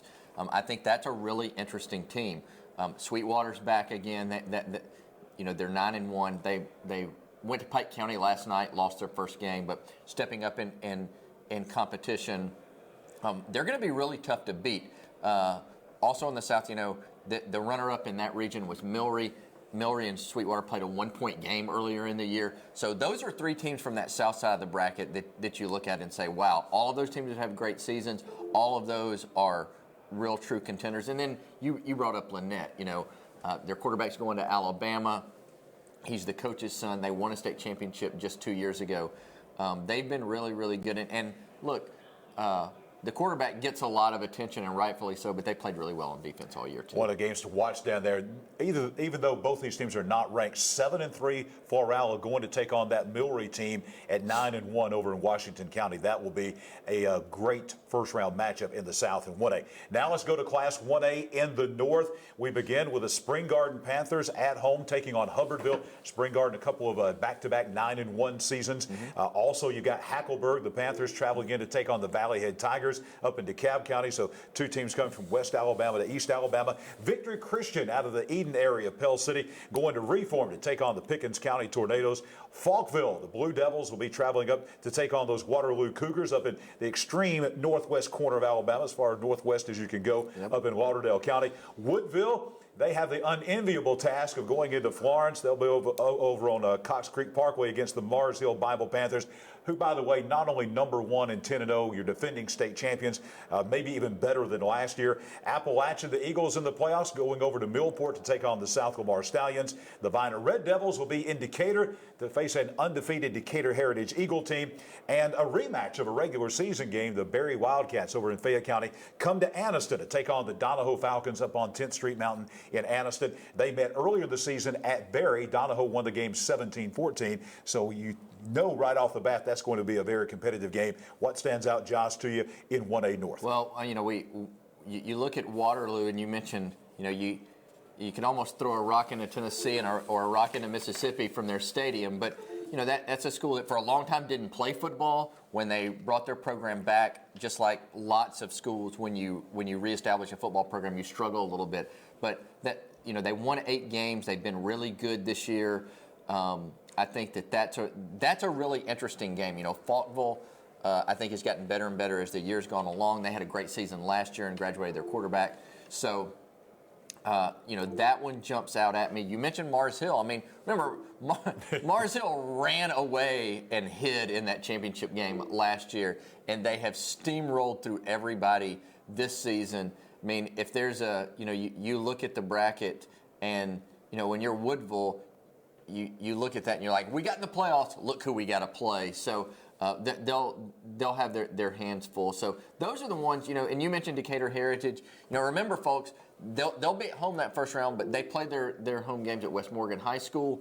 So if you're thinking, hey, I'd love to go see that 10-0 Decatur Heritage team, remember, they don't play on campus. Yeah, absolutely. They'll go out to Trinity to play that game. Now, let's jump to Class 2A. In the 2A brackets, again, we will begin in the South with 7-3 Daleville with a fantastic player, Jalen White. We'll talk about him.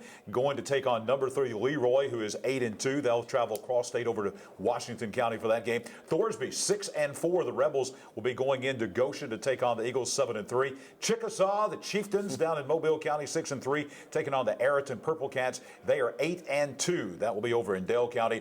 The New Brockton Gamecocks at 5-5, taking on the Lafayette Bulldogs at 5-4 up in Chambers County.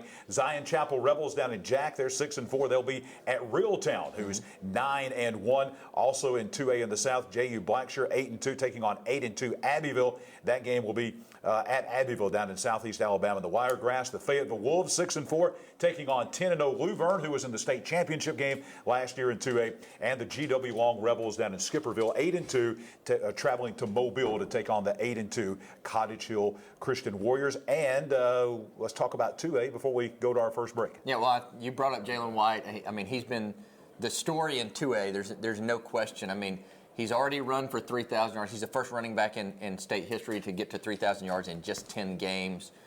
And this is a rematch of a playoff game last year. They played Leroy in the playoffs last year, got knocked out, but I think he had about 300 yards in that game. So Leroy knows what he can do. That one really jumps out at me. And, there's some schools here that have struggled in the past that are in the playoffs. You know, you see Cottage Hill Christian, we see Chickasaw, we see Zion Chapel. It's always cool to see those teams in. That Cottage Hill game will be one of the better ones, I think. GW Long's been really good. They do have a long trip to go to Mobile to play Cottage Hill, but you know, when you look at what might be the most competitive game out of that group, that's probably it.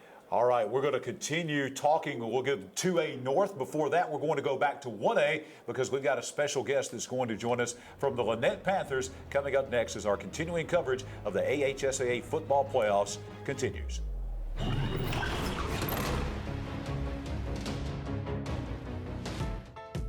WOTM, your new home for high school sports in Alabama. The road to Jordan Hare starts this Friday on WOTM with live first-round AHSAA playoff coverage featuring the Sylacauga Aggies visiting Death Valley to take on the Alexandria Valley Cubs.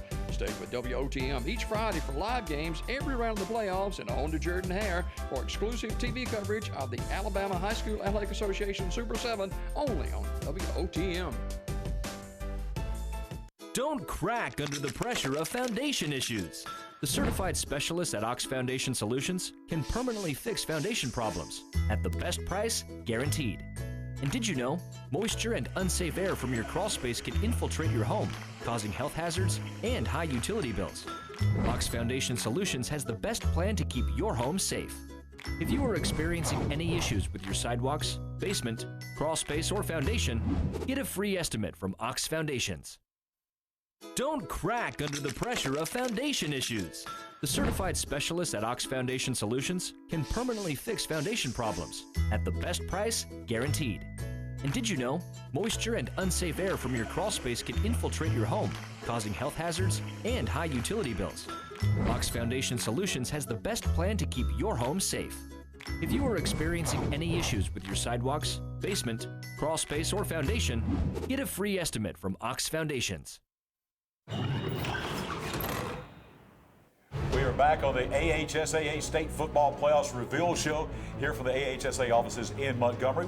We went through the 1A brackets. We went through the bottom half, the South Alabama end of the 2A bracket. We'll continue with the 2A North bracket in just a moment. But right now, just coming out of one of those coaches' meetings, we have the head coach of the Lynette Panthers, number 3 team in the state, 9-0, undefeated, Coach Clifford Storey. Coach, glad to have you with us. You're another one of those guys. We talked with Coach Perry from Wetumpka that you've run the gamut of state playoffs. You've been all the way a couple of years ago in Tuscaloosa, and the state championship game, and winning a state championship and so forth. So this is old hat for you, so to speak. Talk about being back in the playoffs once again. Well, you know, it's always great to be in the high school playoffs because it always gives your guys an opportunity to play for a state championship, and the kids be rewarded for their hard work throughout the season. You know, we're elated to have an opportunity to come back. To be in 1A. Last year we lost in the quarterfinals to Maplesville, which was a good, hard-fought game, but we're eager, we're hungry. The kids have worked extremely hard. They put in all of the hard work over the summer, did all the things that we asked them to do to be in this position. So, you know, we're excited to be back and, you know, ready to get it started. I was going to ask you about that word hungry because being in 2A, when you won the state championship, then dropping down to 1A, everybody automatically, Lynette, give them the blue trophy, they're going to win the thing and all that. Then you lost in the quarterfinals, but now you're back this year, another year in Class 1A. This is a hungry, as you said, a hungry football team to try to want to get back and play at Jordan Hare Stadium right there in your backyard. Right, no doubt. You know, it's just right down the road for us. You know, you transition to 1A and the kids just got complacent and comfortable. They just thought automatically they were going to be handed to them. And they believed the hype and listened to everything that everybody was saying. So now they understand that 1A is just as tough as 2A. There's some great teams in 1A. We look forward to the challenge and, you know, we're going to try to have our kids prepared every Friday to play. That 1A South is tough as nails. You got Keith coming into your place at Morgan Washburn Stadium there in Lynette. They come in 6-4. But when you're in the South, every region in the South is tough. So any team that comes out of any of these regions in the South is going to be a good football team. No doubt. There's no doubt. A lot of speed, well coached. So we're going to have our work cut out. We just got to make sure that we handle things on our end the way we're supposed to, and hopefully that everything will work out in our favor. That quarterback you've got down there at Lynette, he's a pretty good little football player, isn't he? Yeah. Well, and you know him pretty well, don't you? Yeah, I feeds him on a regular. He's my son, a great kid, been around the game all his life. What's so unique about him is, you know, my wife was telling me about it. last week when we was talking about him, like even when he was like 3 years old, he would sit in my lap and watch game, and it was aggravating at the time because he would just ask questions, and he was talking much older earlier than he was supposed to, and so I would take him out to practice, and I would have to put ice in his bottle so his milk went sour because he wanted to be around the game. So he have really done the things that he needs to do to put himself in position. So I'm happy for him. Committed to play for the University of Alabama. Anytime that somebody's playing at the highest level of college football, obviously you're playing Alabama, right. You're going to be at the highest level. To come from a 1A school and to play at a place like Alabama, that tells you the talent level he has. Just tell us from a coach, not a dad perspective, but a coaching perspective, what does he bring to the table? Well, he brings so much. He's so smart. He understands football. He studies the game. He even helped with the game plan that we put in for our opponents.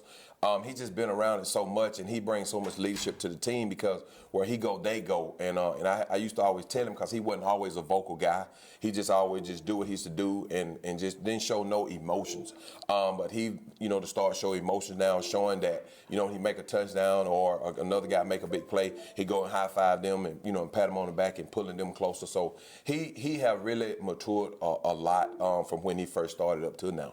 All right, well, that short road down I-85 or Highway 29 from Lynette to Auburn begins here today. We know you've got to get back up 85 to Lynette to get ready for Keith and get ready for this playoff run. Congratulations on another great season, being undefeated, and we'll look for great things from the Lynette Panthers coming up in the Class 1A state playoffs. We'll take a break and come back as the AHSAA Reveal Show continues.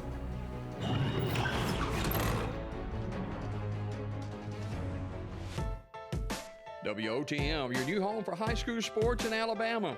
The road to Jordan-Hare starts this Friday on WOTM with live first-round AHSAA playoff coverage featuring the Sylacauga Aggies visiting Death Valley to take on the Alexandria Valley Cubs. Stay with WOTM each Friday for live games every round of the playoffs and on to Jordan-Hare for exclusive TV coverage of the Alabama High School Athletic Association Super 7 only on WOTM. Don't crack under the pressure of foundation issues. The certified specialists at Ox Foundation Solutions can permanently fix foundation problems at the best price guaranteed. And did you know, moisture and unsafe air from your crawl space can infiltrate your home, causing health hazards and high utility bills? Ox Foundation Solutions has the best plan to keep your home safe. If you are experiencing any issues with your sidewalks, basement, crawl space, or foundation, get a free estimate from Ox Foundations. WOTM, your new home for high school sports in Alabama. The road to Jordan-Hare starts this Friday on WOTM with live first-round AHSAA playoff coverage featuring the Sylacauga Aggies visiting Death Valley to take on the Alexandria Valley Cubs. Stay with WOTM each Friday for live games every round of the playoffs and on to Jordan-Hare for exclusive TV coverage of the Alabama High School Athletic Association Super 7 only on WOTM. Don't crack under the pressure of foundation issues. The certified specialists at Ox Foundation Solutions can permanently fix foundation problems at the best price guaranteed. And did you know, moisture and unsafe air from your crawl space can infiltrate your home, causing health hazards and high utility bills? Ox Foundation Solutions has the best plan to keep your home safe. If you are experiencing any issues with your sidewalks, basement, crawl space, or foundation, get a free estimate from Ox Foundations. Welcome back to our AHSAA Playoff Reveal Show here in Montgomery. I'm Josh Bean from AL.com. I'm joined by Luverne coach Scott Riles. Scott, thanks for being with us. Yes, sir. Well, last year you guys made it all the way to the Super 7. Today you guys officially start that road back to it. Right. Tell us a little bit about your team and how you guys have gotten to this point in the season. Well, we've got a very good team. We are senior-oriented. A lot of teams that make it a long way have a lot of seniors. We got 14 really good guys and worked hard together, and we just press along week to week. Our guys have worked hard. We kind of got a motto of, whatever it takes. And, so we got one goal in mind, make it back to Auburn again, and that's our plan. And we, so far, so good. We got a lot of work ahead of us. So. You guys were so close to winning a state championship last year. How did your team, everybody wants to win it. You got so close. What was it like trying to come back from that in the offseason? Well, I tell you, Josh, I think we really use that as motivation for us. Our guys, literally that next week, which was, we only had 1 week before we were out for Christmas break, but our guys got back in there. We took the equipment up on Monday and we started work on Tuesday. And we've been, working out and grinding and just trying to prepare to get better and maybe be good enough to, finish the deal this time. We worked close, and I was proud of our team. What have been the 2 or 3 key things that have allowed you guys to continue the success this year?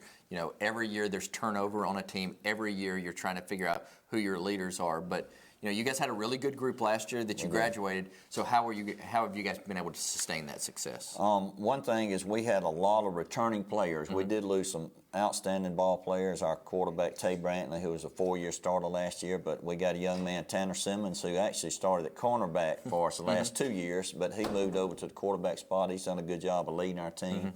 All of our offensive line was back and most of our skill guys. So that, really helped us, and we've been clicking pretty well. We've had some ups and downs with turnover issues, but really just having those guys back and leadership, our senior leadership's been outstanding. And when you have those guys back and you played for the state championship, there's some expectation that comes along with that. Right. How did you see your guys deal with that? Very well. Our guys have been humble. We've just practiced hard. We've had good workouts, practices. It's like everybody has that one goal in mind, and it's just been a great work in progress. We still got things to do, and we still making mistakes, but our guys have hung so great together that, when you got that team that really focuses and nobody's upset at each other, somebody makes a mistake, they pat them on the back, pick them up and say, hey, let's go, it's all good. That's a championship kind of team. You've been at Luverne for a few years now. When you're at a place like that where there's the expectation to win, and Friday night is an event, and it's like that in a lot of places, but in Luverne, it does have a little bit of it has a unique feel to it. What's that been like for you? Well, it's been great. This is my 5th year, and the first day I got the job, Coach Glenn Daniel, who is legendary coach and one of the winningest coaches all time. The stadium's named after him. Stadium named after. Principal calls me in like at 8 o'clock that morning. I literally hadn't been there but an hour maybe, and he said, hey, I got somebody who wants to see you. It was Coach Daniel, and he's been very supportive, and I feel like as long as he's on your side, you're in pretty good shape. Yeah, he comes to the game still and enjoys it, comes speaks to the kids all along, and the expectations are high, but really, do you want to coach where the expectations aren't high? Do you get a chance to talk ball with him very much? I do. He gives me a few pointers all the time. He really loves, defensive side of the ball, so he's always got me some good pointers, and luckily we got a shutout last night, so that was a good thing. Yeah, well, great. Well, Scott, I appreciate you being with us. We're going to take a break here as we continue the show and as we reveal the 2019 AHSAA playoff brackets.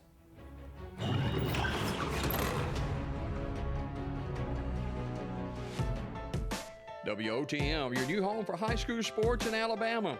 The road to Jordan Hare starts this Friday on WOTM with live first-round AHSAA playoff coverage featuring the Sylacauga Aggies visiting Death Valley to take on the Alexandria Valley Cubs.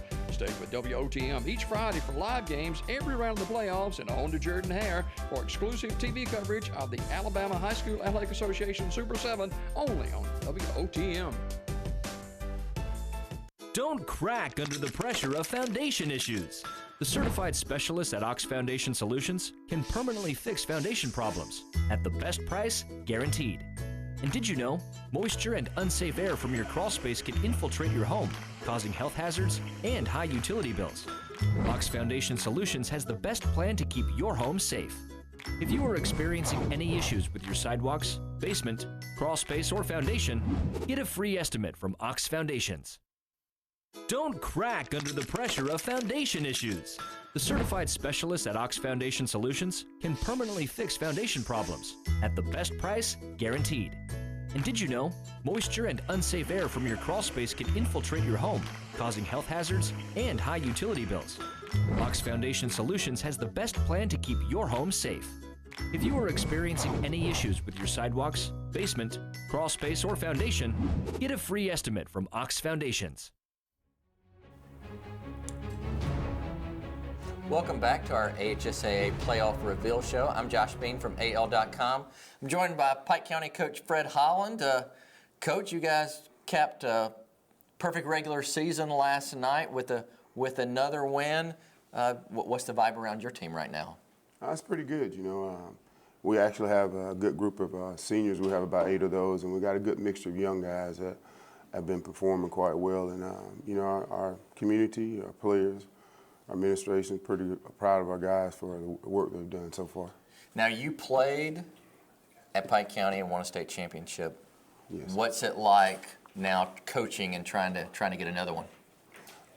It's very exciting. One thing about it, I can draw back from my high school days, and not only that, I also coached there on state championship teams also. So, just being able to just talk to the guys about some of those things, about how to work and how to achieve some of the things has been something that has helped us a lot as we went along so far. What are the things that you guys have done this season with this team? What's allowed you guys to be so successful? It's just the hard work of the players, in the off season. We spend a lot of time working and trying to get better. I think also the mixture of young guys and older guys have been able to contribute. And I think the big thing with this team is they enjoy playing and they enjoy winning. So, that helps a lot in all situations. You guys played a Sweetwater team last night that came in also undefeated. Tell us a little bit about that contest. We realized that it was going to be a very tough game. It's something that we played them a little bit last year. It was a very, very tough game. They play a good brand of football. Yeah. And so, when you facing teams that are like that, you really have to gear up for some of the things to get ready for them. And, they do a real good job on offense, defense, and special teams. So, not on that, they're a grinding team, and, they have a lot of pride and self-discipline within them. So it's a really tough game. And I really enjoy it because it gets you ready for the playoff. It's a playoff atmosphere. Anytime you play another undefeated team, a team that's going to the playoffs, you're going to learn something about your team. What did you guys learn about yourselves last night? We learned how to be a lot more disciplined in certain situations as far as being able to attack them, especially on 3rd and 4th down, and doing those things. And not only that, being a lot better special team whenever you're playing them, because you're going to utilize every aspect of the game to allow you to slow them down. Not only that, be able to score points. So those are some things that we found out, and not only that, just the overall toughness that you have to play in from quarter 1 to quarter 4. What do you know about your first round opponent? Not much. I looked at him a little bit last night. I'm the type of person, I'm not smart enough to do like other guys do. They can go from game. I take them one game at a time, and I put so much focus in on that. So, I looked at them a little bit this morning before I came, and they look like a really good running team. As the week go along, I'll find out more and more about them. Right. But, like I said, I spend so much time on each game. So, as far as being able to really know what they're doing, I'll definitely find that out today and later on. You mentioned being an assistant coach on a championship team, playing on a championship team. When you get to this time of the year, I mean, you're coaching at a school that there's some expectations. People expect Pike County to win. Yes. People in your community expect you guys to be good. How do you deal with that? How do you see your players deal with that expectation level? Well, we really try to focus in on, things that are in-house. We don't try to listen to things outside and those things like that. I try to tell them, be humble, be appreciative, and be grateful for being able to have an opportunity to be able to just compete in a game like this. So, focus in on the things that you need to do, not on the outside things. And if you can take care of those things, everything else will work out.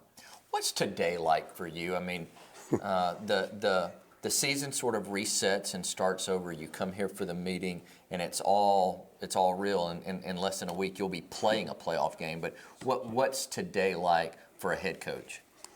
Well, there's a lot of things that go on in the process of a day, a week, and things like that. But me personally, I try to keep the same mentality, the same agenda, and the same thing throughout the regular season and the playoffs. So, my days don't hardly change that much. I pretty much focus. I'm a film watcher. And, I enjoy watching film. So my day, my wife never bothers me about that. And that's one thing I love about her, because me being a coach, never bothers me about it. So my day starts with on Saturday morning I watch film. That's mostly what I do, and you know, she'll soon say, you know, it's about time for us to do something. I say, okay, I'll do that, and then after I get back, I'm gonna film watch her again. So, but my focus is pretty much and when it's football season, I'm in football mode. So you know that never changes for me, and the things I do I enjoy. So, you know, I'm glad I have someone that appreciates what I do. So are you a watcher on your phone, or are you a watcher on an iPad? Do you turn on an old-fashioned projector? How do you do it? I'm pretty much a laptop. Okay. You know, I'm not so much in the phones because I want to see everything, and so you know, I'm pretty much a laptop watcher, and that's what I do. And plus, you know, I do watch the projector at some time, but most of the time, I'm like I said, I'm a laptop. So if anybody's trying to find Fred Holland over the next couple of days, he'll be watching some film. Yeah. That's what I'll be doing. That's what I'll be doing most of the time. Well, Coach, we really appreciate the time. Best of luck as you and your team begin your playoff push. Okay. We're going to take a little break here in our reveal show, but we'll be back with more from here in Montgomery at the AHSAA headquarters.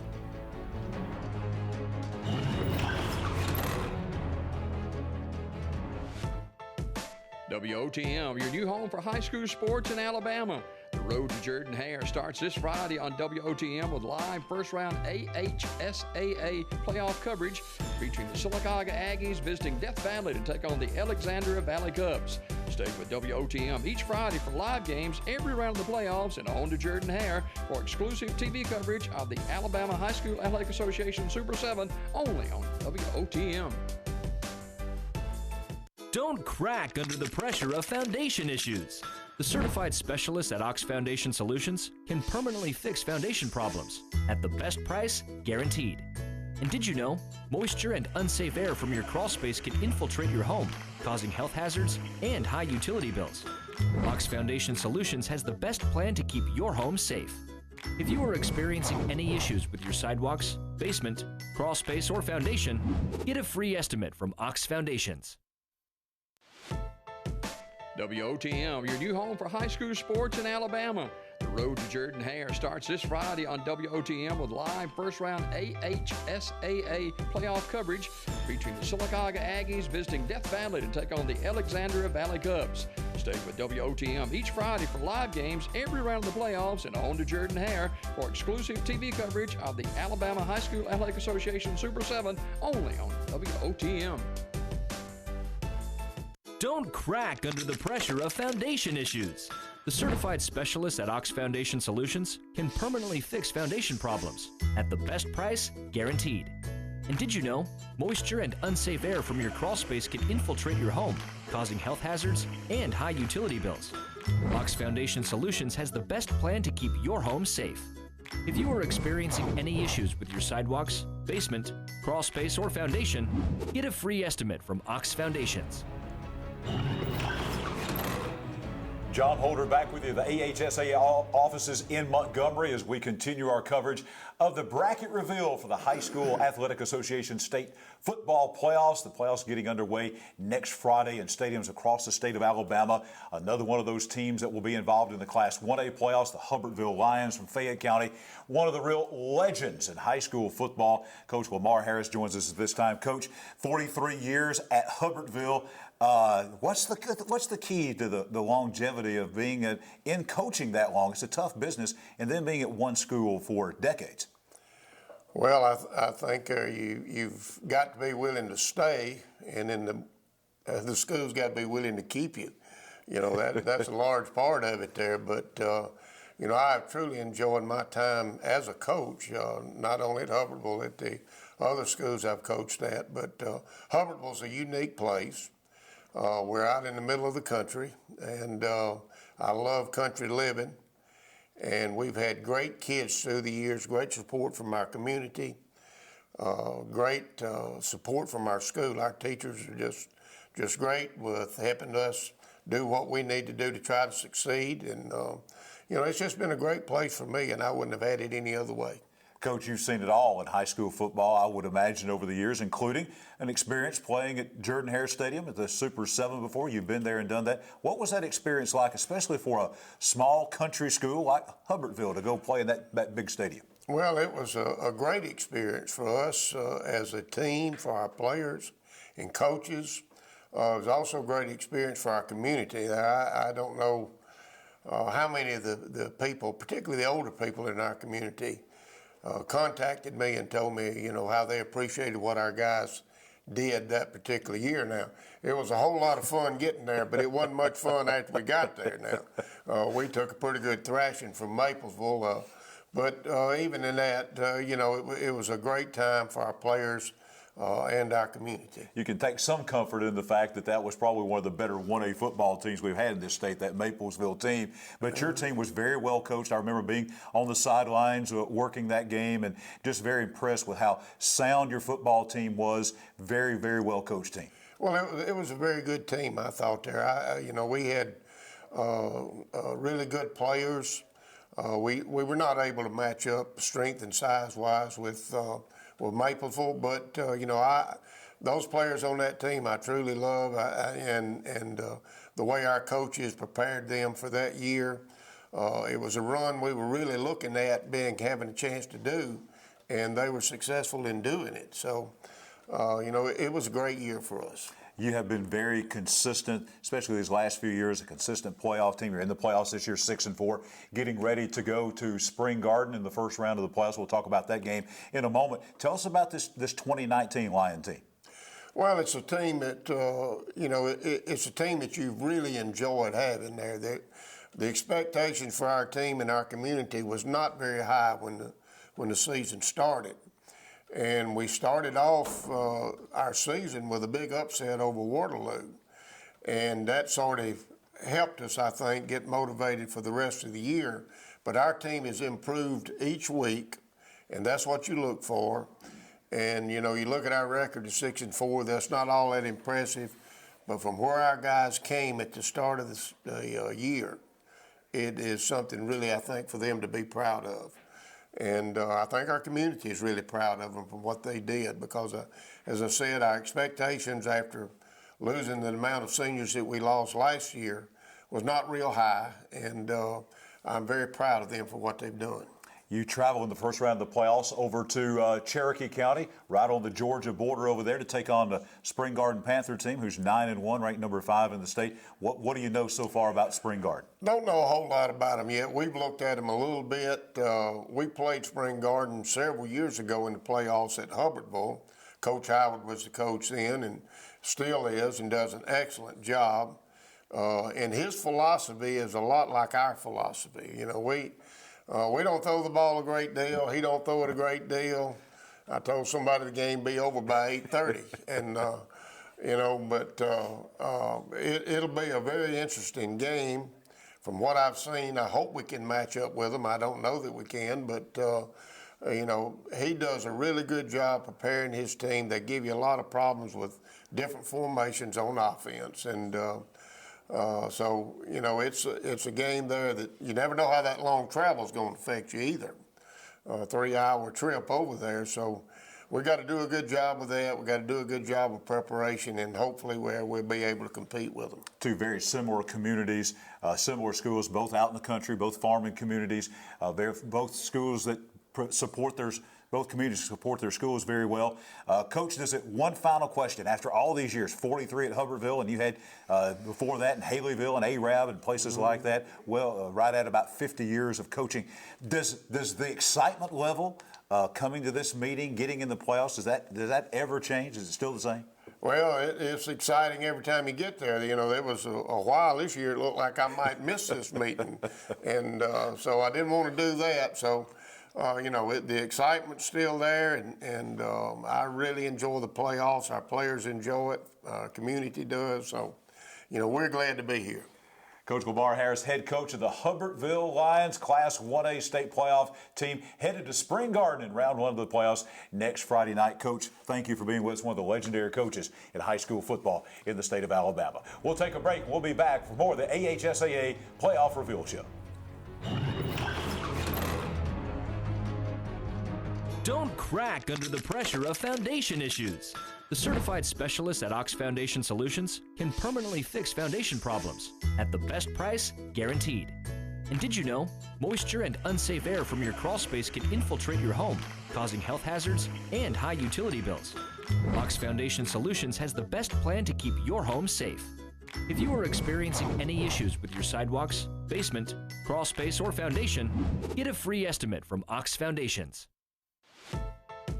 WOTM, your new home for high school sports in Alabama. The road to Jordan-Hare starts this Friday on WOTM with live first-round AHSAA playoff coverage featuring the Sylacauga Aggies visiting Death Valley to take on the Alexandria Valley Cubs. Stay with WOTM each Friday for live games every round of the playoffs and on to Jordan-Hare for exclusive TV coverage of the Alabama High School Athletic Association Super 7 only on WOTM.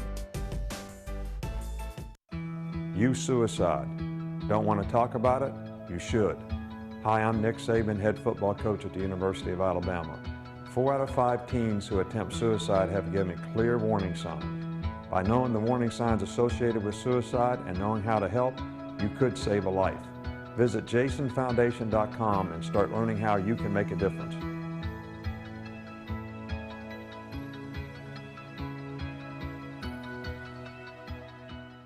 Hot under the collar because your basement is full of water? Call a local company you can trust. Ox Foundation Solutions. We use the most advanced water management system to stop water from invading your basement for good. Things feeling a little uneven at home? Ox Foundation Solutions will fix your uneven concrete sidewalk, driveway, or basement in no time. Ox Foundation Solutions has the best plan to keep your home safe. If you are experiencing any issues with your sidewalks, basement, crawl space, or foundation, get a free estimate from Ox Foundations. Welcome back. I'm Josh Bean from AL.com. We're here at the AHSAA headquarters in Montgomery, where we're revealing the 2019 football playoff brackets. Right now, I'm joined by Paul Benefield from Fife. You've been to a handful of these meetings over your career. What's this like for you? What's this like for a head coach today? It's always exciting. It's tiring. You know, game's over last night at 10. You got to get up at 4:45 and come here. We're a 3-hour trip, so yeah. You know it's exciting, but you know you get tired on the way home. But it's better than the alternative. Better right? than the alternative. That's right.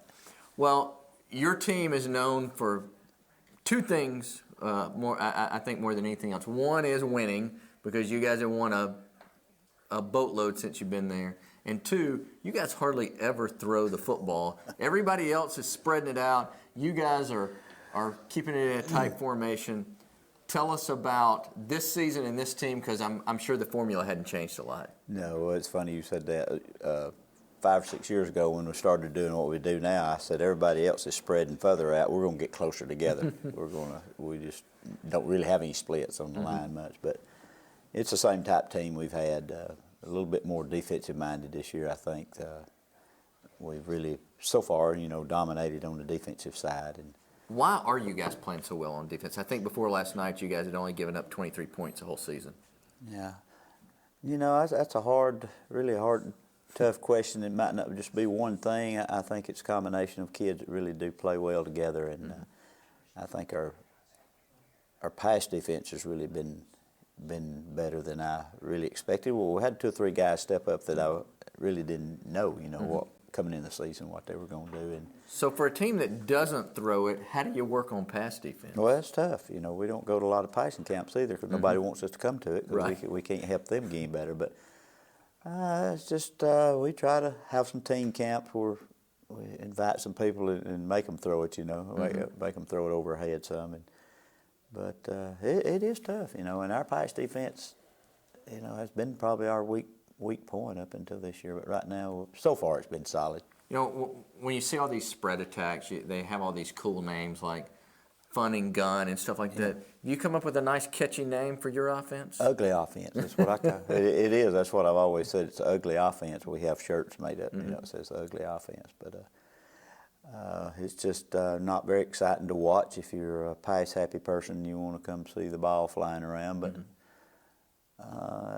it's but if you're an old-school type of guy that enjoys the tough, hard-nosed football, then you'll enjoy watching. I asked you this a couple of years ago, but I'll ask you again so that you can explain it to people. But why and how did you guys decide that this was the way you guys wanted to play? Well, I just grew up wing T, and I'd run wing T for, a long time, 20 years, and I don't know, we'd got to the second round, third round, and, we'd get put out, and we spend a lot of time in the weight room, and I thought I need to do something to really make us, put us in a phone booth, as I call it. We want to get in a phone booth and fight it out, and if I'd be a liar if I told you I knew this was all going to happen, but, what we've been running now has really accentuated, I guess, our weight room and our strength, and kind of maybe negate speed when we see speed. And there's times... And hold the ball. Yeah, I mean, if I remember this right, the first time I remember seeing you guys play in the championship game, I would swear that you guys had some formations where you maybe only had one or two guys that were even eligible to catch a pass. We did. Yeah. We have one. We have one where we have 8 linemen, or 9. But we just... we try to hold it. We use, I guess, what they do in basketball is try to freeze the ball, and so we freeze the ball if we can. But, sometimes it works. It's worked a lot for us. Yeah, sometimes it works. It works a lot for you guys. Well, Paul, we really appreciate you being with us. Congratulations on getting into the playoffs again. You guys will try to repeat as Class 2A champs. So we're going to take a little break here with our show, but, we're still revealing brackets, and we'll be back here in Montgomery in just a few minutes.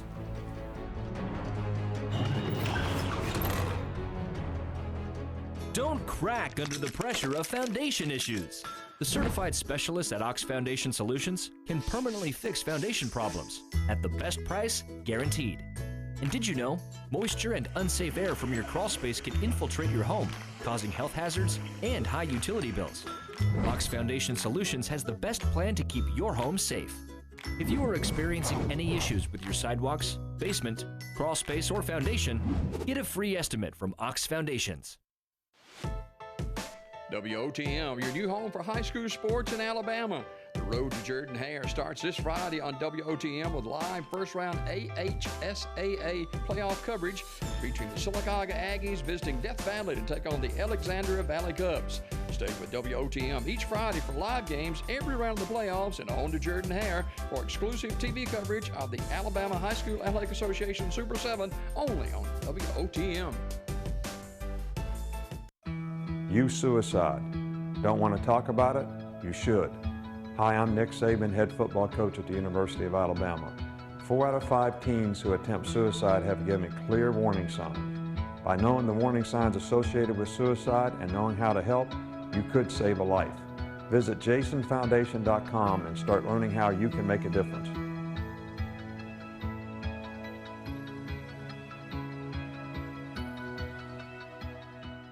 Hot under the collar because your basement is full of water? Call a local company you can trust. Ox Foundation Solutions. We use the most advanced water management system to stop water from invading your basement for good. Things feeling a little uneven at home? Ox Foundation Solutions will fix your uneven concrete sidewalk, driveway, or basement in no time. Ox Foundation Solutions has the best plan to keep your home safe. If you are experiencing any issues with your sidewalks, basement, crawl space, or foundation, get a free estimate from Ox Foundations.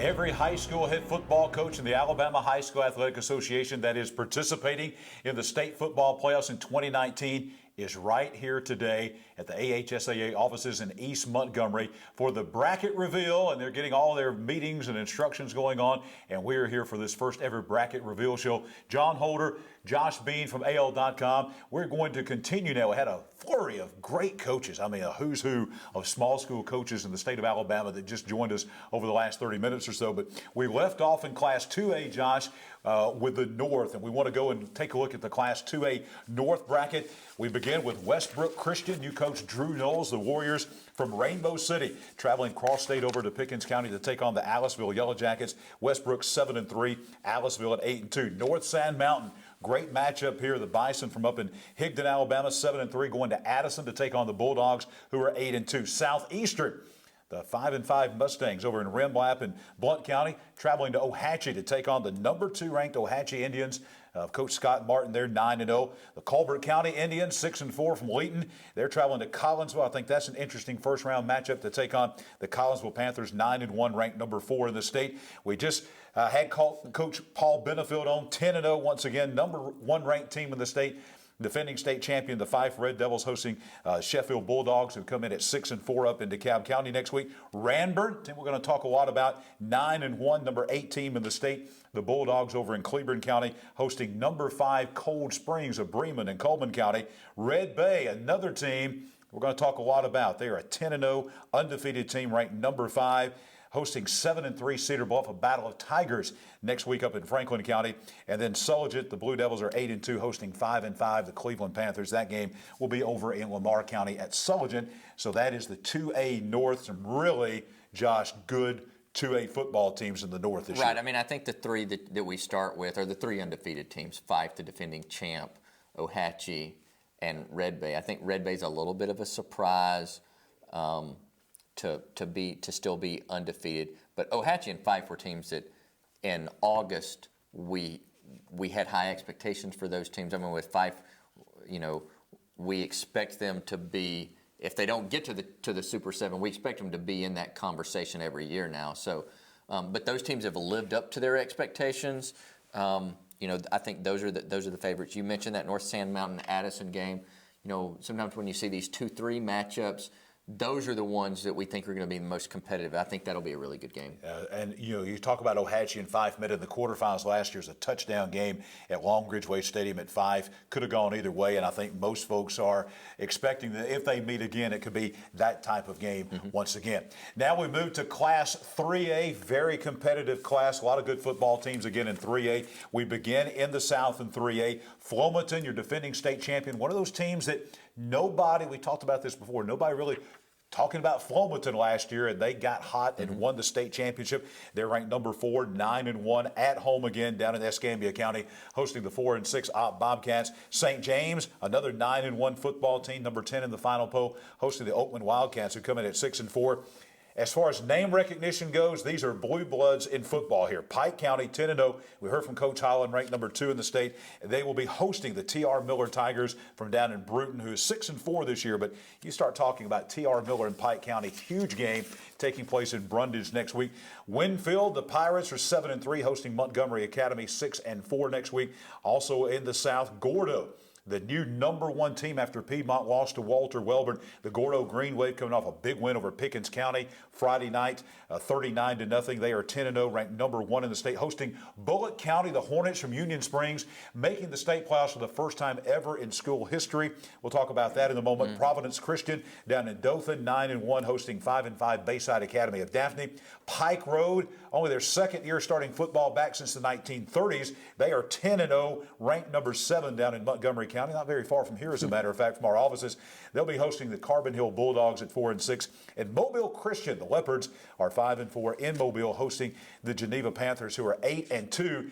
And let's go back and talk a little bit about Bullitt County, because they're the only team left in the Alabama High School Athletic Association that has been a school since the beginning of the playoffs back in 1966 that had never made the playoffs until now. They're 6-4, but Josh, right off the bat, they go in and take on number 1 Gordo. Yeah, I mean, it's not the easiest draw. But look, I have a coaching friend a few years ago who told me that Bear Bryant couldn't go to Bullitt County and get them in the playoffs. So the fact that they're there is, I mean, it is a huge deal. And when you look at this bracket, we've got some teams here that we just talked about.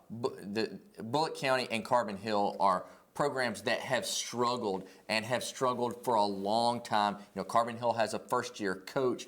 So for those programs, getting in the playoffs is a huge step. And you don't go from struggling to getting to the Super 7 in a year. It's a long process to get there, but to make that first step to get in the playoffs, it is a great accomplishment for both of those programs. And Bullitt County, as you mentioned, I mean, this isn't a team that has struggled and it's been a decade or 20 years since they made the playoffs. They never made the playoffs, so to do that is really a monumental achievement. Since they expanded the playoffs in '67, where they included all 4 rounds, in '66 it was just the Class 4A, and then they went to all 4 classifications at that time in '67. That's 52 years, and they have never made the playoffs in those 52 years. So the town of Union Springs is super, super excited. Coach Spears really doing some special things down there.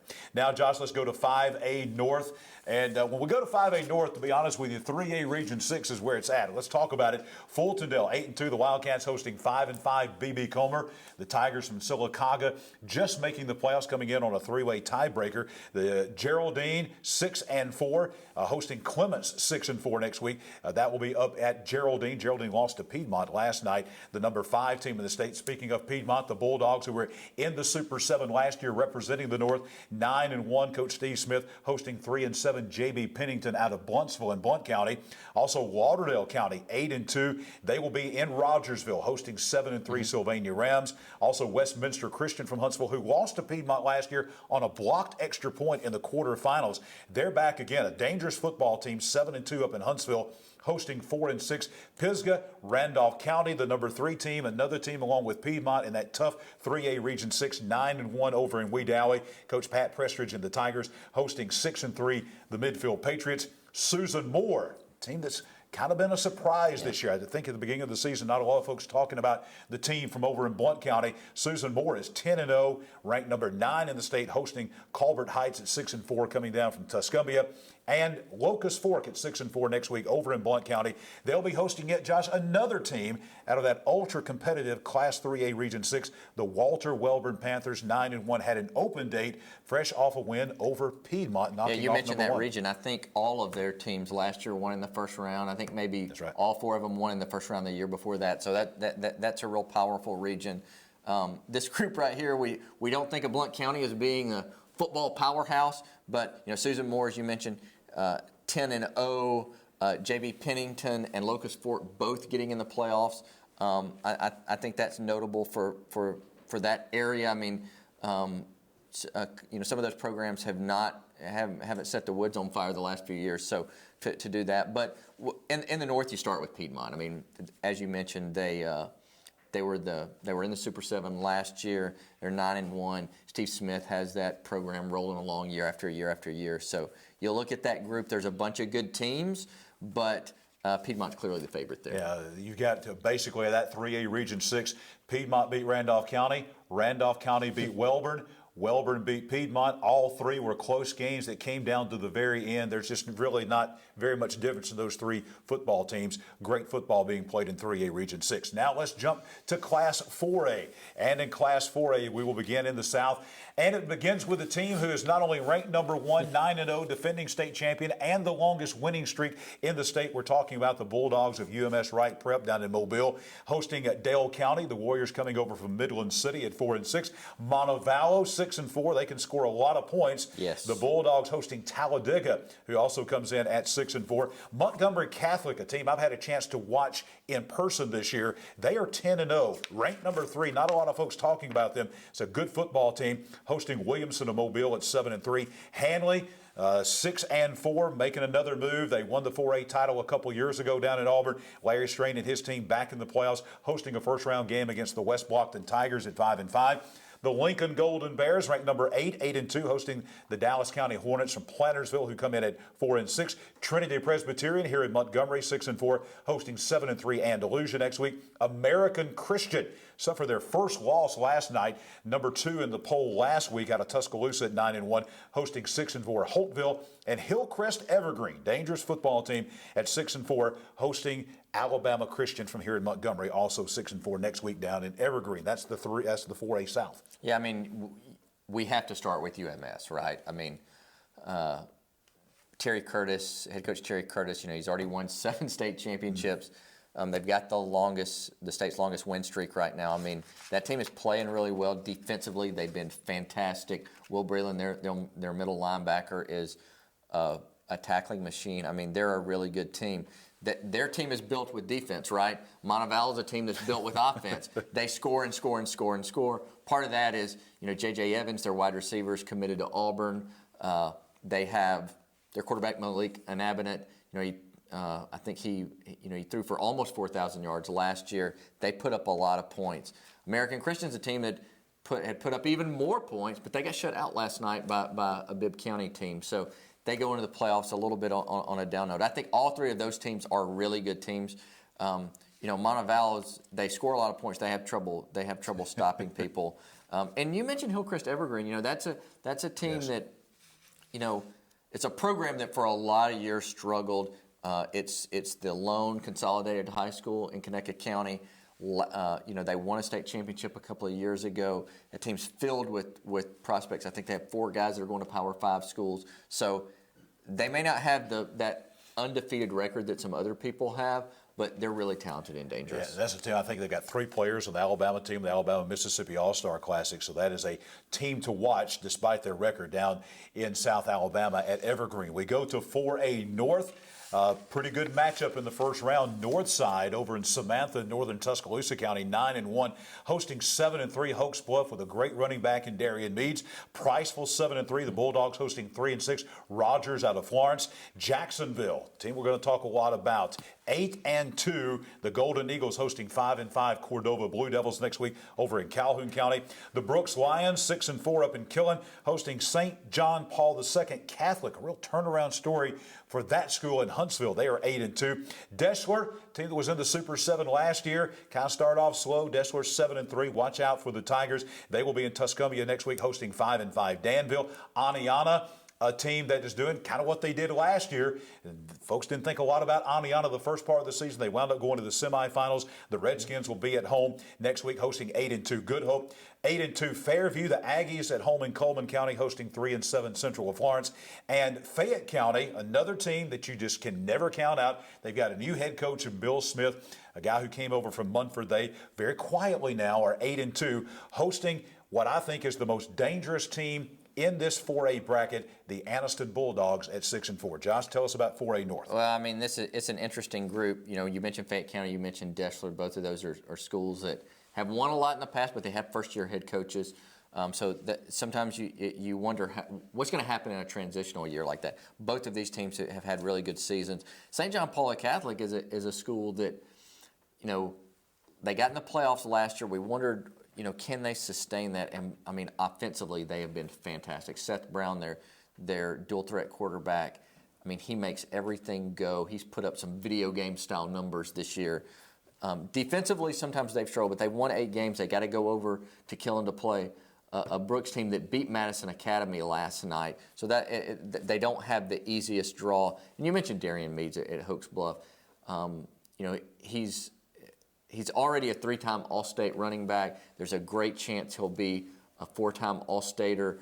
He's battled that toe injury throughout the season, but, I think they tried to nurse that injury a little bit so that he could be as healthy as possible at this time of the year. It'll be fascinating to see what he does in the playoffs. He's had turf toe in both toes from the very first game of the season. He actually had that in a jamboree game out at Pleasant Valley when he first incurred the injury, and he's been battling that all year long. Saw some video of him last night against Sardis, and he looked very good heading into that game with Northside. Mention Anniston. Anniston 6-4. 3 of their 4 losses to American Christian, Montgomery Catholic, and Jacksonville. Their 4th loss was to Aniana at Aniana, 35-34 in overtime in a game where they led the entire game. They've had 2 great transfers from Sachs, 2 transfers in the offseason from Cleveland County. That's the most dangerous team in the playoffs. This is one of those teams that could come out of nowhere. If you're looking for a team that might come out of nowhere and wind up in Auburn, Anniston could do it. Yeah, and you're right. Again, we talk about the transition, right? When you have transfers like that, it doesn't automatically become a cohesive unit. And so, this is the time of the year when you would think they would have all their ducks in a row and be ready to play their best. I think the thing is, in 4A South, there's a clear favorite in UMS Wright.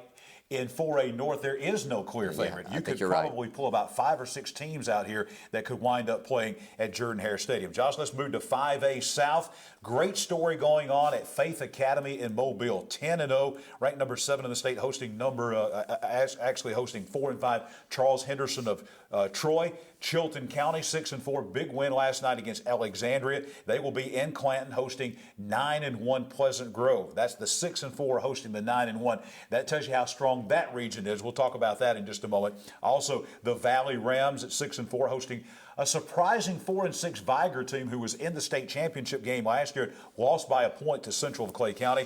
The Rams in Birmingham 8-2 hosting 7-3 Demopolis next week. Briarwood Christian 9-1, had a huge win over Hueytown last night. 9-1 Briarwood hosting 6-4 Marbury. The Rehoboth Rebels down in Houston County 7-2 hosting the 5-5 Jackson Aggies. Bibb County, we'll talk a lot about them. Very impressive team. Big win last night over American Christian 10-0, ranked number 2 in the state in 5A. Hosting the Parker Thundering Herd out of Birmingham at 5-5. Citronelle 7-3. The Wildcats down in Mobile County will be hosting 6-4 Greenville, and that is the South bracket in Class 5A.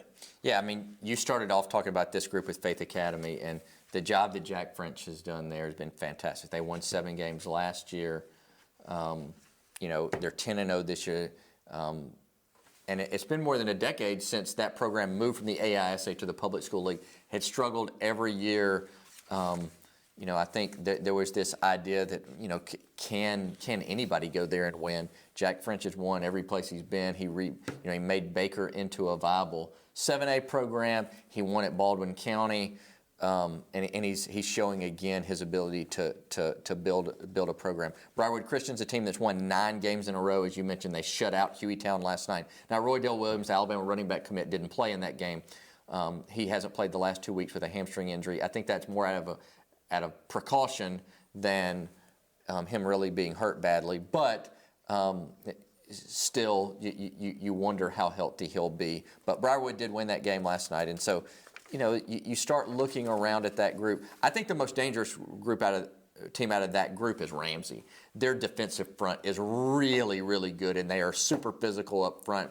And as long as they don't turn it over with their offense, their front can really cause some teams some problems. So I think that's really a team to watch. And again, I think 5A South is like 4A North. I don't think there's a clear-cut favorite. You could put them all in a bag, and there might be 5 or 6 teams capable of taking it to Auburn. We go to 5A North. Very interesting what's going on there. That Class 5A Region 5 is very, very good. Beginning with Mortimer Jordan, the Blue Devils are 8-2, hosting the 4-6 Boaz Pirates next week. Hamilton 8-2, the Aggies hosting 7-2 Gunnersville. Had a big win over Albertville last night in the longest series in high school history in this state, and that's always a big win. So Gunnersville goes to Hamilton. Interesting first-round matchup here. Etowah Blue Devils are 9-1 at Jim Glover Field in Attala next week, hosting Center Point 7-3. The Eagles are as talented as anybody in 5A football. That's going to be a great game. Scottsboro 8-2. You heard about the defensive performance they had against AP Brewer last week, where they gave up nothing, hosting 8-2 the Golden Tigers of Russellville coming up to Scottsboro. Madison County, the Tigers in Gurley, 8-2, hosting 7-3 Corner. Alexandria, this will be our WOTM game of the week. The only free live game that you can watch on television in the state of Alabama next week will be right here on many of these same stations. Alexandria, 7-2, heartbreaking loss last night on the road at Chilton County, hosting 8-2 Sylacauga. The Aggies go into Death Valley. We'll talk about that game. Jasper, 10-0, ranked number 1 in the state. Great football team, hosting the Madison Academy Mustangs at 5-5. And then there they are once again, Danny Horn and Central of Clay County. Last year went into the playoffs 7-3, won the thing, 8-2 this year. Might win the thing again, Josh, hosting 5-5 Sardis over in the Ashland-Lineville area next Friday night. And when you look at the bracket, you see how you see Central Clay and Jasper. Those teams played an amazing regular season game down in Asheville. If they play again, that game would be in Jasper. But you start looking down the road at what might happen, and that one jumps out at you. You mentioned Center Point. Jason Jones transferred from Fultondale to Center Point. He's a really talented player. They're very explosive offensively. And Scottsboro, you have a coach who played quarterback at Alabama, and you expect them to throw it all over the yard, and lo and behold, they're winning with defense. So it's interesting how that team has evolved.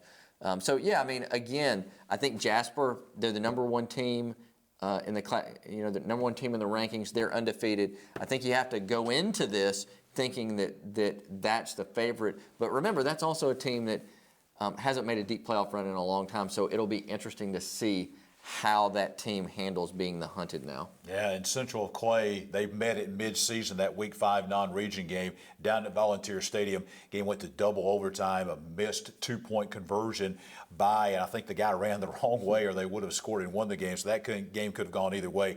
Class 5A Region 5, I'll tell you, 5A Region 6, all of those teams, Etowah, and Alexandria and Boaz and Sardis are going to have their hands full with Mortimer Jordan, Centerpoint, Central Clay County, and Sylacauga.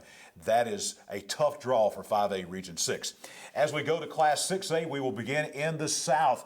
A lot of good football teams, including number 1 ranked Saraland. The Spartans are 10-0, hosting 3-7 Park Crossing from right here in Montgomery. The Thunderbirds making the trip down I-65 for that game next week. Stanhope Elmore's Mustangs 8-2, hosting 7-3 Paul Bryant, the Stampede from Tuscaloosa. 8-2 Dothan. We talked earlier with Smitty Grider. The Wolves' first year as a consolidated high school, combining Dothan and Northview, hosting 5-4 Spanish Fort. The Toros will be coming into Rip Hughes Stadium in Dothan for that game. Bessemer City at 8-2, hosting 5-5 Wetumpka. We talked with Tim Perry, head coach at Wetumpka, earlier about that game. Hueytown, the Golden Gophers, despite that loss last night, if they can get Roydell Williams back at tailback, hosting the 6-3 Selma Saints. Eufaula 8-2, very quiet team over on the Chattahoochee River that has put together a nice season over there, 8-2, and they'll host 8-2 Blunt. That's a great first-round matchup. Opelika 8-1, the Bulldogs hosting 6-4 McAdory next week at Bulldog Stadium, and St. Paul's Episcopal 7-3, another dangerous football team, Josh, in the South. They will be at home in Mobile hosting the Poets of 3-5 Sidney Lanier Friday night. Yeah, you start with Saraland, right? They're 10-0. It's the first 10-0 season in school history. Now, I think everybody realizes that school hadn't been open 100 years, but still, 10-0 is 10-0. The first time you do that, it's an accomplishment. Remember, that was a team that, they were in the final last year against Pinson Valley. So I think that team's playing really, really well right now. That Bessemer City-Wetumpka matchup in the first round will be really good. Wetumpka has Taquan Rawls, who's been fantastic when he's played on either side of the ball. Bessemer City has had a really good season, but they struggled in their final regular season game. They lost to Minor, so it'll be interesting to see how that goes. And Hueytown is a team that they are built for this time of the year. They have a really good defensive front. When Roydell Williams is healthy, they can grind it out. Doesn't matter, if it's cold or wet or rainy. I think now they have a 10th grader playing quarterback. So if they get in a position where they have to come back and throw the ball, they could be in trouble. But I think they're really talented, and when Roydell's in the lineup, they are fantastic. It seems like, Josh, once we get into North Alabama and a lot of these classifications, we start talking about one region that is super packed, and 6A North is no different. We're talking about Class 6A Region 6 over there. We'll talk about some great teams there in the North. One of those teams, Clay Chalkville, I saw them last night against Gadsden City. Great, talented team, 8-2. They're 8-2, and they're on the road. That tells you how strong that region is, going to take on one of the surprising teams, a team that is scoring tons of points. The Helena Huskies at 9-1, ranked number 7. Athens, kind of a dark horse team, 7-3. Golden Eagles hosting 4-6 Buckhorn next week. The Oxford Yellow Jackets 9-1 overall, the region champion out of that 6A Region 6, hosting 5-5 Chelsea next week. May Jemison of Huntsville 5-5, hosting 5-5 the Coleman Bearcats next week. Fort Payne 8-2. The Wildcats will be hosting 4-6 Hartselle next Friday night up in DeKalb County. The Pinson Valley Indians, two-time defending state champion in Class 6A, they're 7-2 in that region. That tells you how strong that region is, ranked number 4. They'll have 4-6 Homewood coming to town. Muscle Shoals, great football team, number 2 team in the state up in Northwest Alabama. The Trojans are 10-0, hosting the 5-5 Albertville Aggies, and Minor, the Tenacious Tigers, 6-4 out in West Jefferson County, hosting the 7-3 Gardendale Rockets. That's kind of a neighborhood brawl there next week. But that region with Clay Chalkville and Pinson Valley and Gardendale and Oxford, top to bottom, that is just a super tough right. And I think teams. that's part of the reason that Pinson Valley had the playoff success they've had the last 2 years, is that they're ready for that, right? their region schedule really prepares them. Now, it beats you up a little bit, but it really prepares you for the kind of intensity that you're going to need to play with to be successful in the playoffs. You mentioned Helena. This is the best season that program's ever had. Richie Busby's done a really good job there. I got to see them early in the year against Hueytown, and I was really impressed. But they got a tough draw. Clay Chalkville's been in the semifinals the last 2 years, got knocked out by Pinson. Pinson has been really good. I think that they're winning a little bit more with defense this year. And then Muscle Shoals. Muscle Shoals has maybe 2 legitimate Mr. Football candidates on their team. Logan Smothers, who gets a lot of attention because he's a quarterback, triggering that high-powered offense. He's committed to Nebraska. And then you got Jackson Bratton on the other side of the ball as their middle linebacker who's committed to Alabama, who's put up some incredible numbers himself. Don't be surprised if he becomes a short yardage back here in the playoffs. He's a multi-talented guy. So they're going to be a really tough team to beat. I like that Muscle Shoals team, but the truth is, until somebody knocks Pinson Valley out, they're the champ. And we're likely to see in a lot of these regions that are strong, likely to see a lot of rematches from regular season games. I think those teams like your Gardendale, Oxford, Pinson Valley, Clay Chalkville, we're likely to see. It's been the story there the last couple of years, and I think that will continue. When we get to the quarterfinals, semifinals, may see some rematches along the way. Finally, we come to the biggest schools in the state of Alabama, Class 7A. Not as many schools, so not as many teams in the playoffs. Only half the teams. Instead of 32 teams, only 16 teams make the playoffs. So basically, we've got 8 in the north, 8 in the south. In the south, in 7A, 10-0, defending state champion Central of Phoenix City.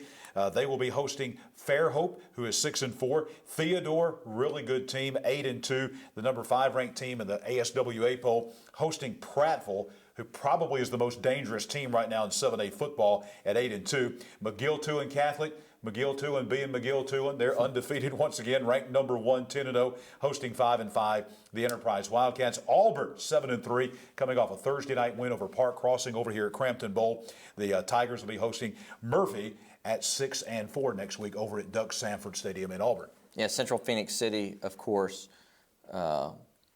is the defending state champ. They've won 9 in a row. They played at Hoover in the Champions Challenge to start the season. Ended up losing on basically a field goal in the last play of the game. That team is really talented. Theodore it's an interesting team. They played great all year. DeMoye Kennedy, their linebackers, committed to Alabama. He's played some Wildcat quarterback where basically they're snapping it to him and he's running. But he's been really good in that role. But they ended up losing last night to Enterprise, a team that had not played fantastic all year long. So Enterprise goes into the playoffs on a high note, and then they got to go back to that Mobile area for a second straight week. Got to play McGill. McGill did not play their best last night, but found a way to beat Fairhope. I think that game maybe went to overtime. So I think we all think in the 7A South, we're eventually going to get to see McGill and Central Phoenix City again. Absolutely. Look out for the Prattville Lions. Caleb Ross doing a great job in improving that program. They have probably improved more from the beginning of the season to the end of the season of anybody in 7A. 7A North, let me tell you, this 7A Region 3 continues to be unbelievable. Matchups coming up. Number 6, James Clemens will be at home in Madison at Madison City Stadium, 8-2, hosting the Vestavia Hills Rebels at 7-3. Hoover, ranked number 3 in the final poll. Hoover 8-2. Lost last night to IMG Academy. You can throw that out. That's basically a college football team. Hosting Sparkman at 8-2. Sparkman's kind of faltered here the last part of the season, but still a very good football team.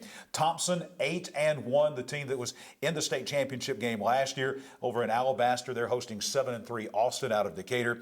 And Florence, we talked earlier with Coach Will Hester, the Falcons, 6-4 at Brawley Municipal Stadium in Florence, playing a very good 8-2 Mountain Brook Spartan team coming up. Yeah, the last few years when we've seen this 7A North group, the Birmingham teams have dominated the Huntsville area teams.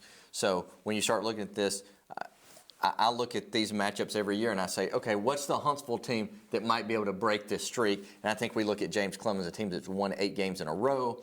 And, they really ran away with that victory over Sparkman a couple of weeks ago where we thought that was a real showdown kind of a game. They played with great intensity, struggled a little bit early in the year. One of those losses was on the road to Clay Chalkville. So I think that team's playing great. I think Vestavia is going to have their hands full in that one. Thompson was off this past week. Now they go into the playoffs. They'll be smarting from that one loss that they took. But I still think I like the Birmingham schools against the Huntsville schools, except for James Clemens. I think they're playing really well. Well, you look at Thompson. Thompson is 8-1 to show the power of Class 7A Region 3. Thompson is the team that went to the Super 7 last year. They were undefeated, and they lost to a team that's not even going to be in the playoffs in Hewitt-Trussville. Hewitt-Trussville did not even make the playoffs and went in and beat Thompson. That shows how strong that region is. Well, we have taken you through all of the brackets, north, south, 1A through 7A. You got all the matchups set for the High School Athletic Association state football playoffs, but we're not done. We've still got a lot more, some great guests coming up. We'll talk more about the state playoffs as we continue here on WOTM and the AHSAA TV.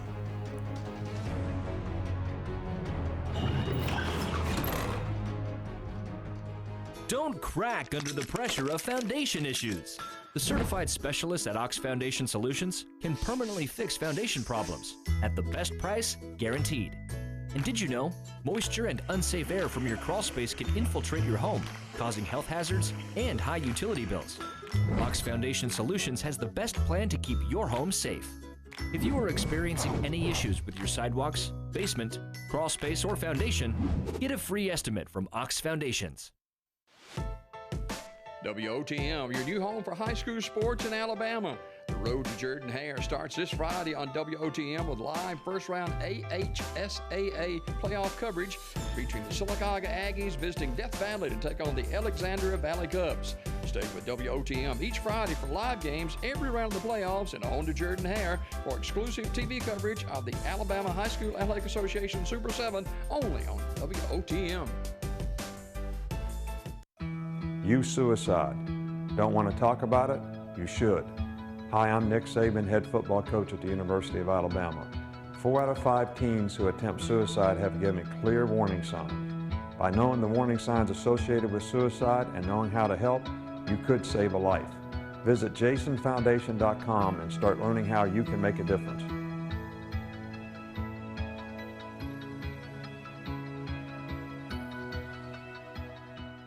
Hot under the collar because your basement is full of water? Call a local company you can trust. Ox Foundation Solutions. We use the most advanced water management system to stop water from invading your basement for good. Things feeling a little uneven at home? Ox Foundation Solutions will fix your uneven concrete sidewalk, driveway, or basement in no time. Ox Foundation Solutions has the best plan to keep your home safe. If you are experiencing any issues with your sidewalks, basement, crawl space, or foundation, get a free estimate from Ox Foundations.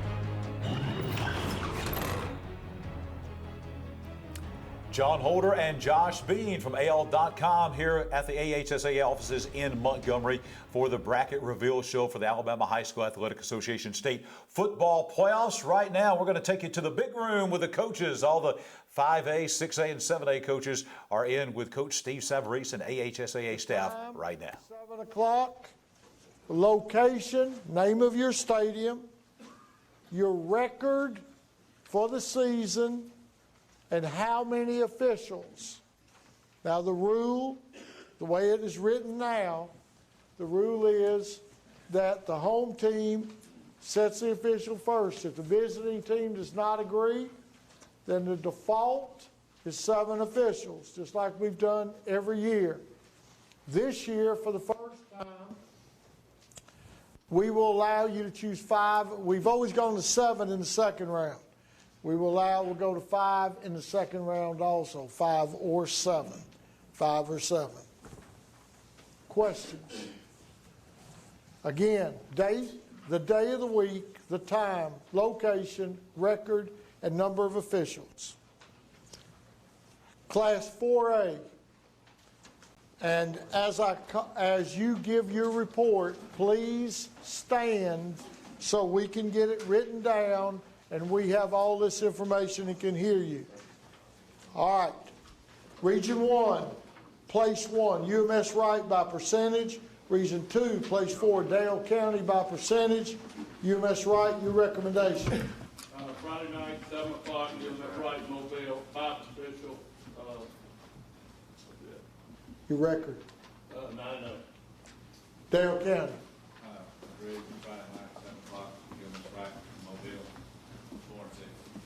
4-6. I will say something about both of you guys. Number one, you saw that Terry couldn't remember that he had to give his record. That's what happens when you turn 69 during this week. Happy birthday, Coach Curtis. And the Dale County folks, I want to thank you for having your emergency action plan in place when you saved a student's life this year by having your AED. You didn't have a trainer. You live in rural Alabama. Thank you for what you did. Let's congratulate both of them. Region 3, place 2, Montevallo by tiebreaker A. Region 4, place 3, Talladega by percentage. Montevallo, you're the home team. Your recommendation? Friday, 7 o'clock, Ron Fisher Stadium, 6-4, 5 officials. Talladega. 5-4, Greg. Region 2, place 1, Montgomery Catholic by percentage. Region 1, place 4, Williamson by percentage. Montgomery Catholic, your recommendation? Friday night, 7 o'clock, Montgomery Catholic, Montgomery, Alabama, Knightsville, 10-0, 5 officials. Williamson? 7. Thank you. Region 4, place 2, Hanley by percentage. Region 3, place 3, West Blockton by percentage. Hanley, you're the home team. Your recommendation? Friday night, 7 o'clock, Roanoke, Alabama, right field. Record 6-4, 7 officials. West Blockton. West Blockton 5-5, Region 4, place 1, Lincoln by percentage. Region 3, place 4, Dallas County by percentage.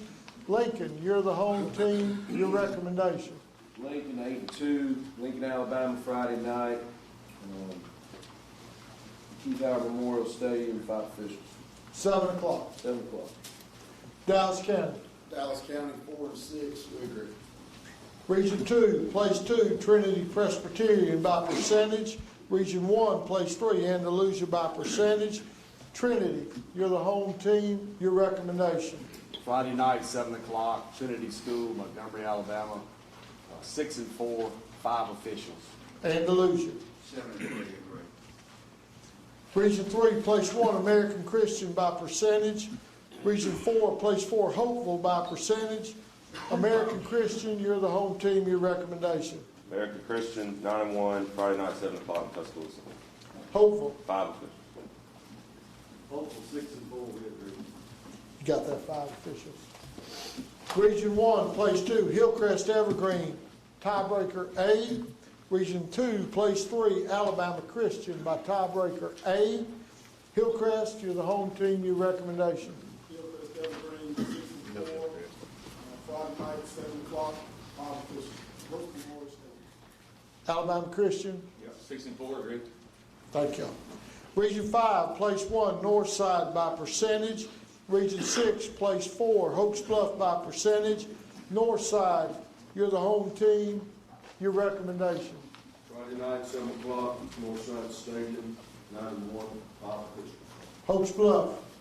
We agree, 7-3. Region 7, place 2, Priceville, tiebreaker A. Region 8, place 3, Rogers by tiebreaker B. Priceville, you're the home team. Your recommendation? Priceville, will Friday, 7 o'clock. We're 7-3, 5 football stadium, 5 officials. Rogers. Rogers 3-7, agree. Region 6, place 1, Jacksonville by percentage. Region 5, place 4, Cordova by percentage. Jacksonville, you're the home team. Your recommendation? Jacksonville, 8-2, Friday night, 7 o'clock, Golden Eagle Stadium, 5 officials. Cordova. Cordova 5-5, we agree. Region 8, place 2, Brooks by percentage. Region 7, place 3, St. John Paul II by percentage. Brooks, your recommendation? City Reading Stadium, Friday night, 7 o'clock, 7 officials, 6-4. St. John Paul II. St. John Paul II, 8-2, we agree. Region 8, place 1, Deschler by percentage. Region 7, place 4, Danville by percentage. Deschler, you're the home team. Your recommendation? Friday night, 7 o'clock, Howard Chapel Stadium, 7-3, 5 officials. Danville. Danville 5-5, we agree. Thank y'all. Region 6, place 2, Aniana by percentage. Region 5, place 3, Good Hope by percentage. Aniana, your recommendation. Aniana 7-3, Friday night, Gilbreth Stadium, Aniana 5 officials. Good Hope. Good Hope 8-2, agree. Region 7, place 1, Fairview by percentage. Region 8, place 4, Central Florence by tiebreaker 8. Fairview, your recommendation. Yeah. Friday night, 7 p.m., Dafford Smith Stadium, 8-2, 5 officials. Central Florence. Central Florence 3-7, agree. Region 5, place 2, Fayette County by percentage. Region 6, Anniston by percentage. Fayette County, you're the home team, your recommendation. Friday night, 7 p.m., John Morgan Brown Stadium at Walden Tucker Field, 8-2, 5 officials. Anniston. Anniston 6-4, agree. Yep.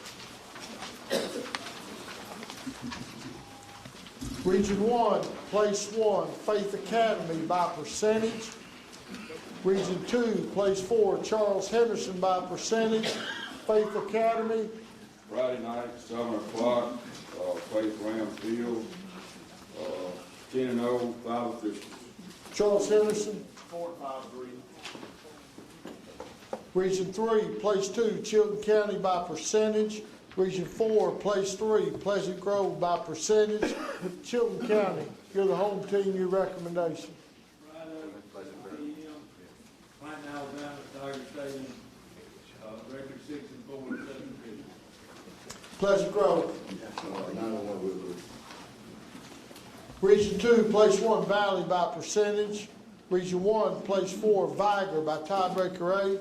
Valley, your recommendation. Friday night, 7 o'clock p.m., Ram Stadium, Valley, Alabama, 6-4, 7 officials.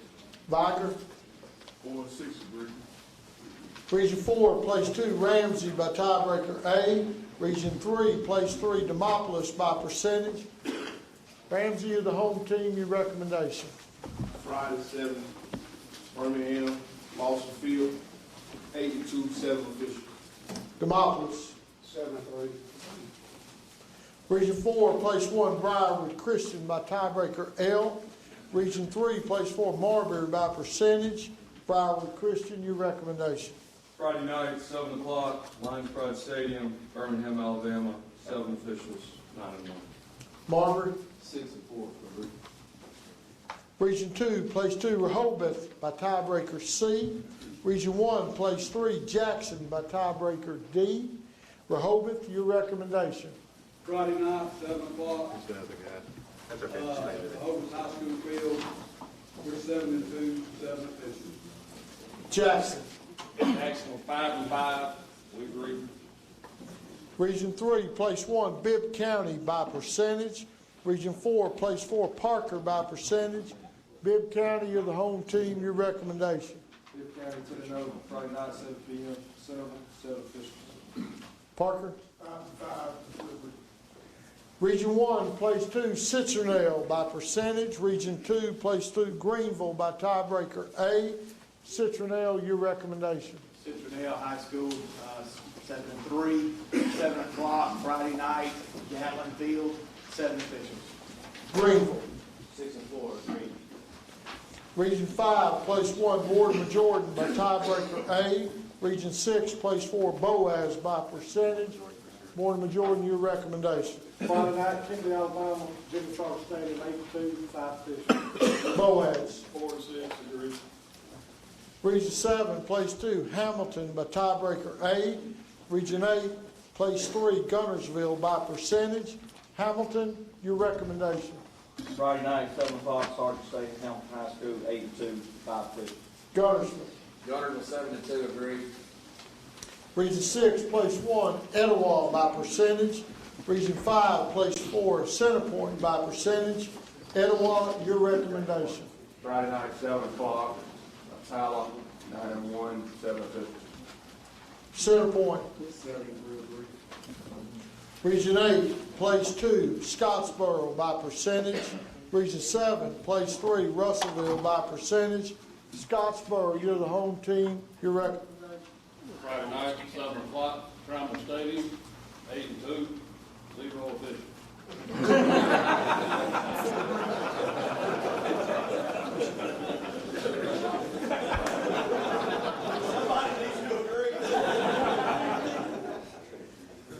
Give them 12. 7 officials. Russellville. 8-2, agree.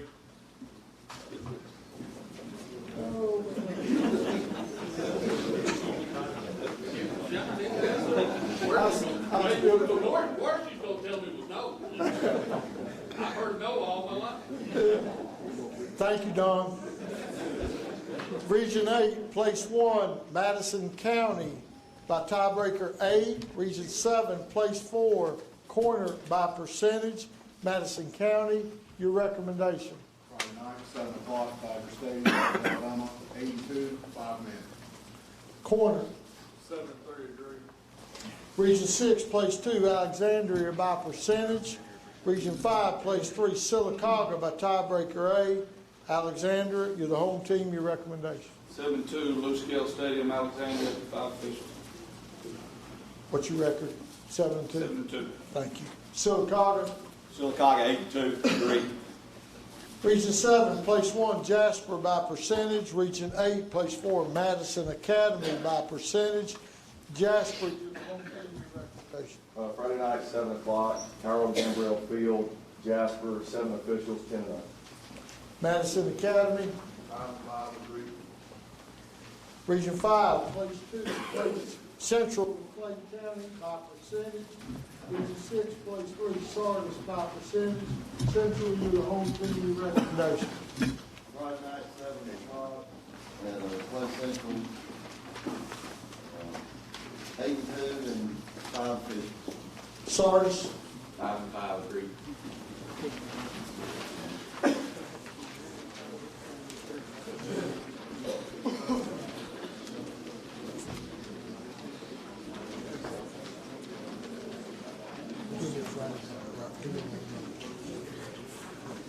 Okay. Class 6A. All right, guys, work with me. Region 1, place 1, Saraland by percentage. Region 2, place 4, Park Crossing by percentage. Saraland, you're the home team. Your recommendation? Friday night, 7 o'clock, Park Stadium, 10-0, 7 officials. 3-7, agree. Thank you, Coach. Region 3, place 2, Stanhope Elmore by percentage. Region 4, place 3, Paul Bryant by percentage. Stanhope, you're the home team. Your recommendation? Friday night, 7 o'clock, Coaching Industry Stadium, Millbrook, 82, 7 officials. Paul Bryant. 7-3, agree. Region 2, place 1, Dothan, a tiebreaker A. Region 1, place 4, Spanish Fort, tiebreaker A. Dothan, you're the home team. Your recommendation? Friday night, 7 o'clock, Riverview Stadium, Dothan, Alabama, 82, 7 officials. Spanish Fort. 5-4, agree. Region 4, place 2, Bessemer City by percentage. Region 3, place 3, Wetumpka by percentage. Bessemer City, you're the home team. Your recommendation? Bessemer City, 82, Friday night, 7 o'clock, Tiger Stadium, 7 officials. Wetumpka. Wetumpka, 5-5, agree. Region 4, place 1, Hueytown by percentage. Region 3, place 4, Selma by percentage. Hueytown, you're the home team. Your recommendation? Friday night, 7 p.m., Hueytown High School, 9-1, 7 officials. Selma. Selma, 6-4, will agree. Region 2, place 2, you follow by percentage. Region 1, place 3, Blunt by percentage. You follow, you're the home team. Your recommendation? So you follow Alabama, Friday night, 7 o'clock, 7 officials, 82. Blunt. 82, agree. Region 3, place 1, Opelika by percentage. Region 4, place 4, McAdory by percentage. Opelika, you're the home team. Your recommendation? Friday night, 7 o'clock, Opelika Bulldog Stadium, we're 8-1, 7 officials. McAdory. McAdory, 64, agree. Region 1, place 2, St. Paul's by tiebreaker A. Region 2, place 3, Sidney Lanier by tiebreaker A. St. Paul's, you're the home team. Your recommendation? Friday night at Langley Stadium on Will, 7 o'clock, 7 officials. Sidney Lanier. City of the deal, 4-5, agree. Region 5, place 1, Helena by percentage. Region 6, place 4, Clay Chalkville by percentage. Helena, you're the home team, your recommendation. Helena 9-1, Friday night, 7 o'clock, 7 officials. Clay Chalkville 8-2, 3. Thank you. Region 7, place 2, Athens by percentage. Region 8, place 3, Buckhorn by percentage. Athens, your recommendation. Friday night, 7 o'clock, Athens Stadium, 7-3, 7 officials. Buckhorn. 4-6, we agree. Region 6, place 1, Oxford by tiebreaker A. Region 5, place 4, Chelsea by percentage. Oxford, your recommendation. Oxford High School, Lamar Field, 7 o'clock, Friday night, 7 officials, 9 officials. Chelsea. 5-5 agree. Region 8, place 2, May Jemison by percentage. Region 7, place 3, Coleman by percentage. May Jemison, your recommendation. Friday night, 7 p.m., Milton Frank Stadium, Huntsville, Alabama, 5-5, 7 officials. Coleman. 5-5 agree. Milton Frank. Region 8, place 1, Fort Plain by percentage. Region 7, place 4, Hartselle by percentage. Fort Payne, you're the home team, your recommendation. Friday night, 7 o'clock, that's not named Walk-In Stadium, 8-2, 7 officials. Hartselle 4-6 agree. Region 6, place 2, Pinson Valley by percentage. Region 5, place 3, Homewood by percentage. Pinson Valley, you're the home team, your recommendation. Pinson Valley 7-2, Pinson Valley High School, Friday night, 7 o'clock, 7 officials. Homewood. 4-6 agree. Region 7, place 1, Muscle Shoals by percentage. Region 8, place 4, Albertville by percentage. Muscle Shoals, you're the home team, your recommendation. Muscle Shoals 10-0, Friday, 7 o'clock, James F. Moore Stadium, 5 officials. Albertville. Albertville 5-5, we agree. Region 5, place 2, Minor by percentage. Region 6, place 3, Gardendale by tiebreaker A. Minor, your recommendation. Friday night, 7 o'clock, Minor High School, Evansville, Alabama, 6-4, 7 officials. Gardendale 7-3, we agree. Thank you. 7A, Region 2, place 1, Central of Phoenix City by percentage. Region 1, place 4, Fairhope by percentage. Phoenix City, you're the home team, your recommendation.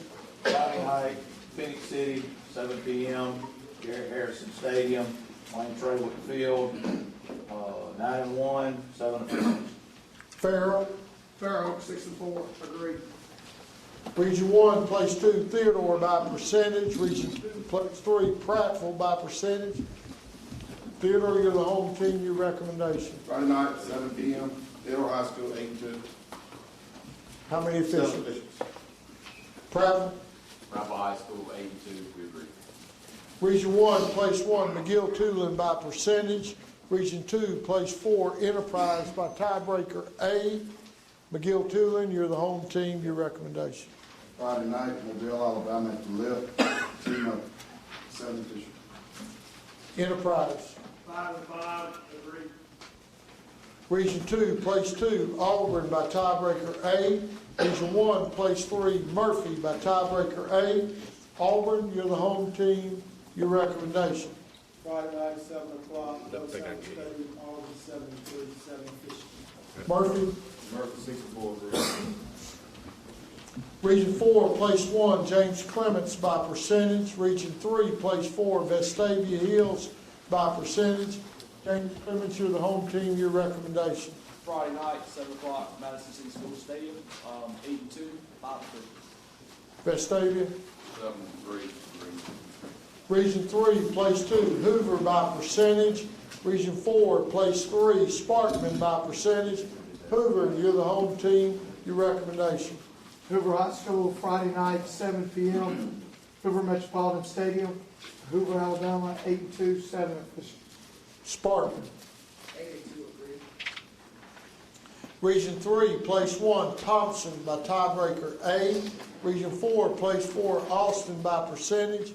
Thompson, your recommendation. Friday night, 7 o'clock, Alabaster, Alabama, Thompson High School, Warrior Stadium, 8-1, 7 officials. Austin. 7-3, agree. Region 4, place 2, Florence by tiebreaker A.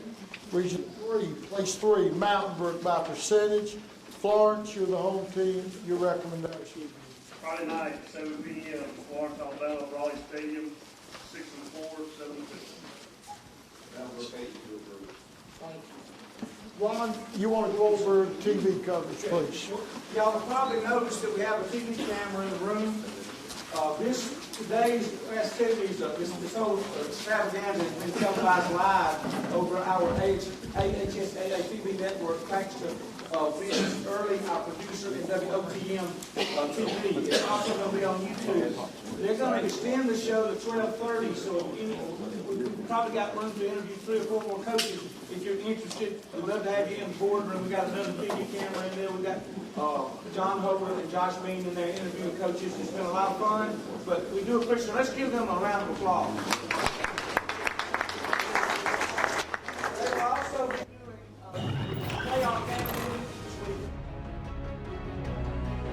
Don't crack under the pressure of foundation issues. The certified specialists at Ox Foundation Solutions can permanently fix foundation problems at the best price guaranteed. And did you know, moisture and unsafe air from your crawl space can infiltrate your home, causing health hazards and high utility bills. Ox Foundation Solutions has the best plan to keep your home safe. If you are experiencing any issues with your sidewalks, basement, crawl space, or foundation, get a free estimate from Ox Foundations. WOTM, your new home for high school sports in Alabama. The road to Jordan-Hare starts this Friday on WOTM with live first-round AHSAA playoff coverage featuring the Sylacauga Aggies visiting Death Valley to take on the Alexandria Valley Cubs. Stay with WOTM each Friday for live games every round of the playoffs and on to Jordan-Hare for exclusive TV coverage of the Alabama High School Athletic Association Super 7 only on WOTM. Youth suicide. Don't want to talk about it? You should. Hi, I'm Nick Saban, head football coach at the University of Alabama. 4 out of 5 teens who attempt suicide have given clear warning signs. By knowing the warning signs associated with suicide and knowing how to help, you could save a life. Visit jasonfoundation.com and start learning how you can make a difference.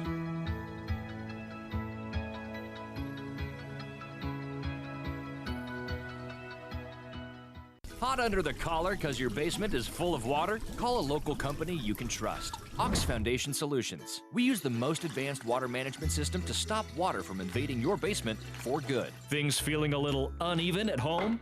Ox Foundation Solutions will fix your uneven concrete sidewalk, driveway, or basement in no time. Ox Foundation Solutions has the best plan to keep your home safe. If you are experiencing any issues with your sidewalks, basement, crawl space, or foundation, get a free estimate from Ox Foundations. Well, there you have it. Earlier, Coach Steve Savarese and the 5A, 6A, and 7A coaches making it official with the brackets. The brackets are now completely set for classes 1A through 7A in the Alabama High School Athletic Association State Football Playoffs getting underway next Friday night in stadiums all across the state of Alabama. John Holder, Josh Bean here from AL.com.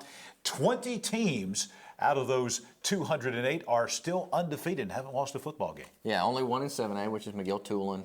But you know, we've got a nice mixture when we look at these undefeated teams. You know, Mars Hill, Fife, they're defending state champs, and then you got some other team. You know, UMS again with a 23 game. It's 29 now, isn't it? 29 in a row, I think they've won. And then you got some schools that haven't had that kind of success in a long time, you know, Jasper and Pike Road and those kinds of teams. So it's a nice mix. Yeah, 20 undefeated teams. How many of those will stay undefeated in 5 weeks as we make our way to Auburn and the road to the Super 7? We come back, we'll have some special guests along as we continue here in Montgomery at the AHSAA offices on the Bracket Reveal Show. Don't crack under the pressure of foundation issues. The certified specialists at Ox Foundation Solutions can permanently fix foundation problems at the best price guaranteed. And did you know, moisture and unsafe air from your crawl space can infiltrate your home, causing health hazards and high utility bills. Ox Foundation Solutions has the best plan to keep your home safe. If you are experiencing any issues with your sidewalks, basement, crawl space, or foundation, get a free estimate from Ox Foundations. WOTM, your new home for high school sports in Alabama. The road to Jordan-Hare starts this Friday on WOTM with live first-round AHSAA playoff coverage featuring the Sylacauga Aggies visiting Death Valley to take on the Alexandria Valley Cubs. Stay with WOTM each Friday for live games every round of the playoffs and on to Jordan-Hare for exclusive TV coverage of the Alabama High School Athletic Association Super 7 only on WOTM. Youth suicide. Don't want to talk about it? You should. Hi, I'm Nick Saban, head football coach at the University of Alabama. 4 out of 5 teens who attempt suicide have given clear warning signs. By knowing the warning signs associated with suicide and knowing how to help, you could save a life. Visit jasonfoundation.com and start learning how you can make a difference.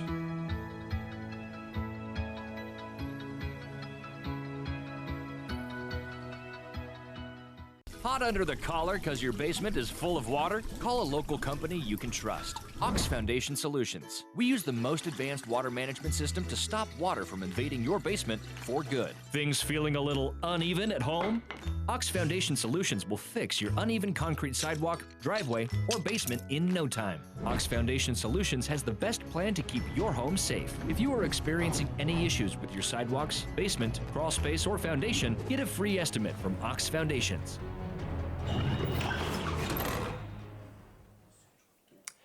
Well, the brackets are set, classes 1A through 7A, and now the road to Auburn and the Super 7 is officially underway.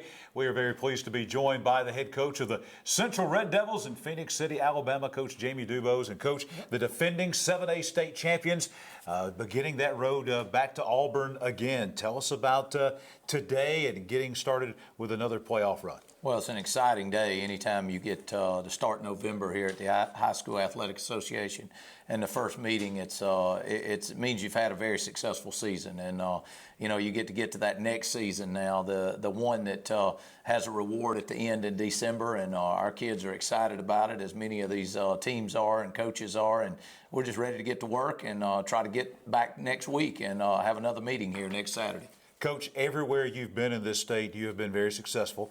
Tell us about building a program, because I know when you go in, it's not about building a team and trying to get that one appearance at the Super 7. It's about what you're doing this year, trying to get back and do it again and build the overall program to where you're competitive and competing for state championships year after year. What are the components on a Coach DuBose team at a program? Well, first of all, hard work. You can't replace hard work with anything. So you got to get buy-in from your athletes, and you got to go in and let them know you're there for them. That's the biggest thing about players these days is they got to know that they can come talk with you, that they can approach you, and you'll be there for them. And, you're in the trenches with them. And, that's the biggest thing. And then by having accountability, that's the big thing in our program is accountability. Every kid on our team knows that he's accountable to somebody and he's accountable to, everybody. And on our team, too, we have 127 right now dressed out. And, 1 through 127 on our team is important. There's not one more important than the other one. Everybody has a role and everybody has an important part of finding a way to get us to the next week and finding a way to get us a win each and every Friday night. So, that building with the character, I found out several years ago, the biggest thing is invest in people. Don't worry about the wins and the losses. The wins and losses take care of themselves. If you invest in people and you care about people and you're there for people and you build a family among each other and it helps. And everybody knows a village is what wins. One individual person, one individual group doesn't win. It's a village, and that's the buy-in from the administration to the community, to the players, to everybody involved, and having that great support staff and that coaching unit. Getting great guys to come in and help. You got to have guys of character. You got to have guys that work hard, and that assistant coaching group has been very vitally important to us. Where at Phoenix City and wherever I've been. Coach, last year you won the first state championship in school history, but you've had state championship caliber teams before, no question about that. It wasn't the first great football team you've had there. What was it like for you, the staff, the players, the school, the community of Phoenix City to break through and win that blue map last year at Auburn? Well, it was unbelievable, to watch the turnout of the community on that night and, on a Wednesday night, and fill just about the whole bottom section down there. It seemed like when I came out, it was just remarkable. remarkable. And, that night and, after the win, to see the excitement of the players, to fulfill a dream, to fulfill something that many in the community felt like there were demons against or something for getting knocked out 3 years in a row in the semifinals. And, to finally get to the game and to have the night that we had was probably one of the most rewarding, exciting moments of my life. Every year is great. I've been fortunate to get there several times. And, each time you get there, it's just so rewarding and so remarkable. And it's just the excitement of the community, the kids, the coaches. We had a coach last year that had been at Phoenix City for 26 years and never been back.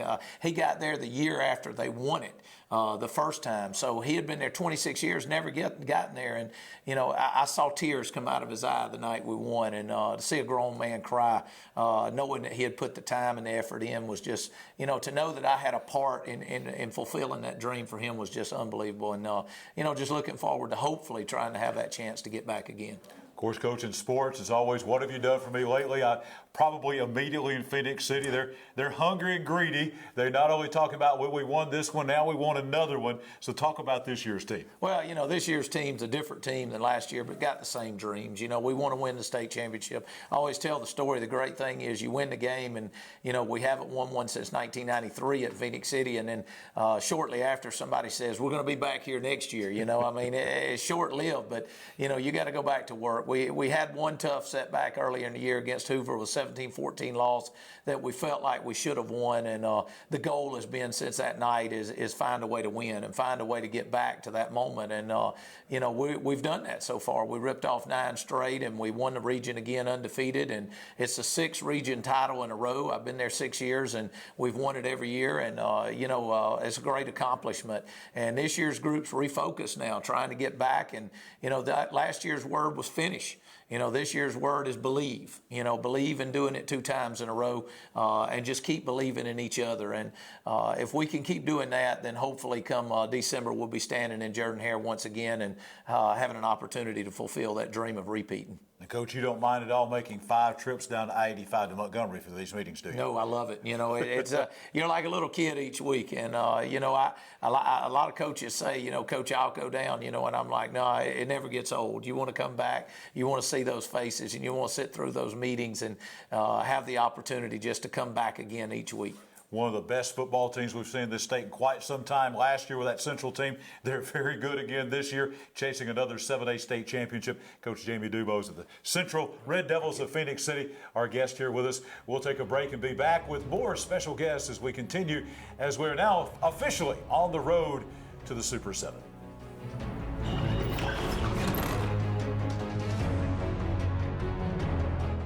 Don't crack under the pressure of foundation issues.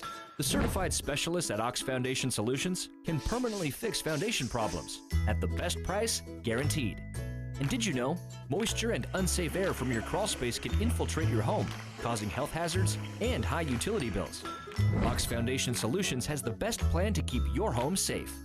If you are experiencing any issues with your sidewalks, basement, crawl space, or foundation, get a free estimate from Ox Foundations. WOTM, your new home for high school sports in Alabama. The road to Jordan-Hare starts this Friday on WOTM with live first-round AHSAA playoff coverage featuring the Sylacauga Aggies visiting Death Valley to take on the Alexandria Valley Cubs. Stay with WOTM each Friday for live games every round of the playoffs and on to Jordan-Hare for exclusive TV coverage of the Alabama High School Athletic Association Super 7 only on WOTM. Youth suicide. Don't want to talk about it? You should. Hi, I'm Nick Saban, head football coach at the University of Alabama. 4 out of 5 teens who attempt suicide have given clear warning signs. By knowing the warning signs associated with suicide and knowing how to help, you could save a life. Visit jasonfoundation.com and start learning how you can make a difference.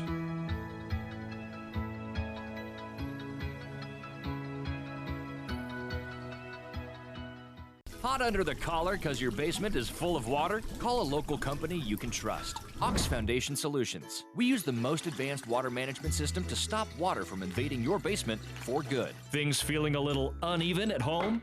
Ox Foundation Solutions will fix your uneven concrete sidewalk, driveway, or basement in no time. Ox Foundation Solutions has the best plan to keep your home safe. If you are experiencing any issues with your sidewalks, basement, crawl space, or foundation, get a free estimate from Ox Foundations. Welcome back. I'm Josh Bean from AL.com. We're here at the AHSAA headquarters for our first bracket reveal show. I'm joined by Ramsey coach Rubin Nelson. Coach, you guys are back in the playoffs this year. You have won a state championship at Ramsey before. Just tell us about this team and the journey that's gotten you guys here. I guess I'm just delighted and overwhelmed to still be coaching a fine group of guys that I do. And they've worked hard all year long. We set some goals. We didn't reach them all. But all that goes out the window right now because we get an opportunity to compete for it again. Everybody sort of resets at this time of year. What's the message that you try to give your players at this time of the year? You know, we had a bye week, and so we practiced. And so yesterday they had a player meeting, and I just wanted them to throw everything out of the window. Let's get ready to have the best week of practice we've ever had, because if we don't, our season ends next Friday. So just, 0-0 coming in. Every team in that room wants to win. And if you don't practice your best, you're going to lose. This particular team, you guys have had this interesting journey. You're playing two quarterbacks. You got a couple of highly thought of defensive linemen. What do you think's been the strength of your team so far this year? Well, without a shadow of a doubt, our defensive front seven, they're the most talented group on our team. But just because they're the most physically God-given, talented group on our team, it doesn't mean that their heart's bigger than any other any other group or any other player. Our team, they love each other and they come to play. So I would just say competing against each other in practice, pushing each other in practice, trying to have one heartbeat. And, preparation for your team is unique. You don't have your own stadium. You don't have a practice facility. The school day lasts past 3 o'clock at Ramsey. But you guys have found a way to navigate those challenges and in some ways turn them into positives. How have you guys been able to do that? Well, from the very beginning, we knew we'd never have a stadium at the school. We got used to it. We practice when everybody's done practicing. We're just starting practice, and it's just one of those things that we think we work just as hard as any other school in this state. And we have to adjust to it, We share a locker room with the rest of the school. So everything, the niceties of football, we just don't have. But it just makes you go to work. And when you pull up on Friday night, it's football. So we don't really worry about the field houses and things of that nature. How much or anything do you know about your first round opponent right now? Well, we played Demopolis. I know that they've won multiple state championships. I know that their kids are geared toward playing this time of year. I know that if we don't have the best week of practice, we're gonna have a hard time beating them. I know their fans travel well. We're just looking for a good first round matchup. And as I said a little while ago, you guys won a state championship a few years ago. So do you take some of the lessons that you guys learned through that run and try to apply them now, or is every playoff year a little bit different? No, I think every year is different. Every year is unique. But I learned so much that year about preparation. So I have to kind of look back and see, what do you do this time of year? Because it's a different way to practice. Are your kids going to be ready to play in the cold? Are they going to come out and be shivering the whole night? you know, and so we're trying to make those adjustments and do the things that we've learned to do, and we're just ready. We're just blessed to be in the playoffs. Yeah, yeah, and then a day like today, you come down, you're surrounded by all these coaches. It seems like everybody's excited. Everybody, you know, everybody's 0-0 again. Everybody has that opportunity to win a state championship. What's that like for you as a head coach? I'm telling you, it's you just don't know, you know, because coaches go through a lot throughout the state. You know, when I first started coming down, I always wanted to sit on the first row because Coach Yancey sat on the first row, and he was one of the first coaches to tell me that, you know, that we were doing a good job at Ramsey. And so, you know, they beat us the other night, and I told the head coach, I said, I'm gonna show you where Coach Yancey sits. So he came down, and it just so happened that Buddy Anderson sits on the same row. Yeah. And so that stuff right there, if you're a fan of it, if you're a real fan of it like I am, I just love coming down here. I love every opportunity. I love every bit of it. And like the last coach said, the assistant coaches say, hey, I'll go. Nah, I got to come to this because you never know when it's going to be your last one. Yeah, well, that's right. Well, folks, this is Rubin Nelson from Ramsey. He's already got one state championship ring, and he'll be going for another this year. We're going to take a little break here, and we're going to have another special guest here on our reveal show here in Montgomery.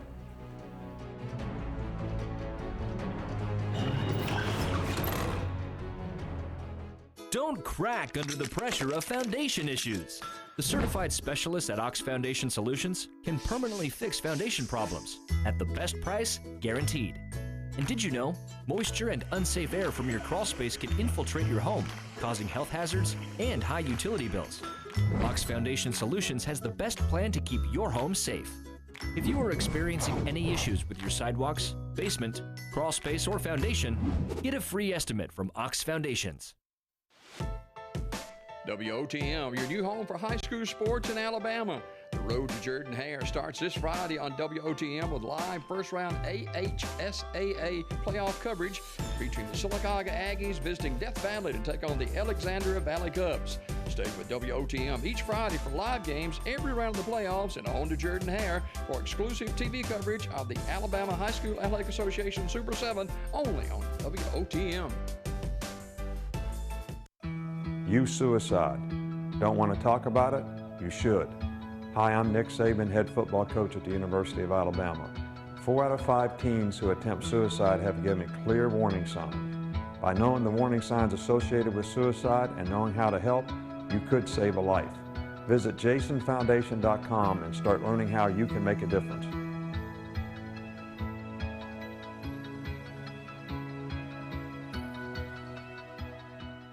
Hot under the collar because your basement is full of water? Call a local company you can trust. Ox Foundation Solutions. We use the most advanced water management system to stop water from invading your basement for good. Things feeling a little uneven at home? Ox Foundation Solutions will fix your uneven concrete sidewalk, driveway, or basement in no time. Ox Foundation Solutions has the best plan to keep your home safe. If you are experiencing any issues with your sidewalks, basement, crawl space, or foundation, get a free estimate from Ox Foundations. Back in Montgomery at the AHSAA offices with our AHSAA State Football Playoff Bracket Reveal Show. The first time we've done this. Not the first time this guy right here has had anything to do with the High School Athletic Association state playoffs. If you keep up with high school football in the state of Alabama, this is a household name. Terry Curtis is the head football coach at Class 4A UMS Wright Prep in Mobile, 2-time defending Class 4A state champions. Last year, of course, won the game 52-0 over Deshler at Jordan Hare Stadium in Auburn. Currently, the longest winning streak in the state of Alabama, ranked #1 in the ASWA Class 4A poll. I mean, it is just tremendous, the accolades, and you got a tremendous program, obviously, not just in the last 2 or 3 years, but you've been there for a long time, and you've been very successful the entire way. Well, we have 21 years, and, you know, we've had great kids. They work hard. I know that's a cliche with coaches, but they work hard every day. They prepare well every day, and very seldom do we go into a game that the guys don't give you full effort. And it doesn't really who they play. We take one game at a time, and whoever we're playing, that's who they compete against that night. So to be doing what they've been doing is really special, and one day they'll realize that. And really proud of our program and our school and what we've been able to accomplish. I've called a lot of state championship games over the years at the Super 7. I've called your last 2 state championship games in 4A. I don't recall a more dominating performance than what your team had last year against a good Deschler team. It's as good a performance as I've seen in a state championship game by anybody. Well, that was a good team. They, they played well together. They played with great leverage. They got off blocks. They knew how to play the game. Not a one of them on that team went on to play college ball. They just went on to college, the seniors, and the rest of them are back. So, you don't want to call it a culture, John, but, the kids just kind of grow up there knowing and wanting to play football and knowing what it takes to play football. And, they're what we call lifers. Those guys have been at UMS their whole life, and they play for the school, they play for their families, they play for each other, and that's very important. Tommy Wood was calling the game last year, and myself, and we remarked after the game, we started looking at your roster, and we said, folks, get ready, because a lot of those guys that were on that team last year are back this year. It's virtually almost the same football team. Tell us about this year's team. Well, our offensive line has had some injuries, and they have been a work in progress, and that's hurt our running game a little bit. New quarterback again, and you know how that is. Third year in a row that we've played a new quarterback. So he's had to get used to the speed of the game and those sort of things. But our skill guys, Keyshawn Woodyard, running back Simon Smith, the little running back, and as long as they can stay healthy, we feel good about it. They're getting better and better at playing together and playing within the system. You've only won, I think, 312 games in your career. It's tied for the lead all time in state championships. You've won as many as any coach has won in this state. It is one of those things where if there's a team that can handle the pressure of having long winning streaks and being the favorite and being ranked number 1, I would think you and your program are as well equipped as anybody to handle that kind of pressure. Well, you would hope so. A lot of times teams are there for 1 year. Our teams have been there for over a long span of time, and this team has been ranked number 1 ever since 2 years ago from the preseason. So they're used to it.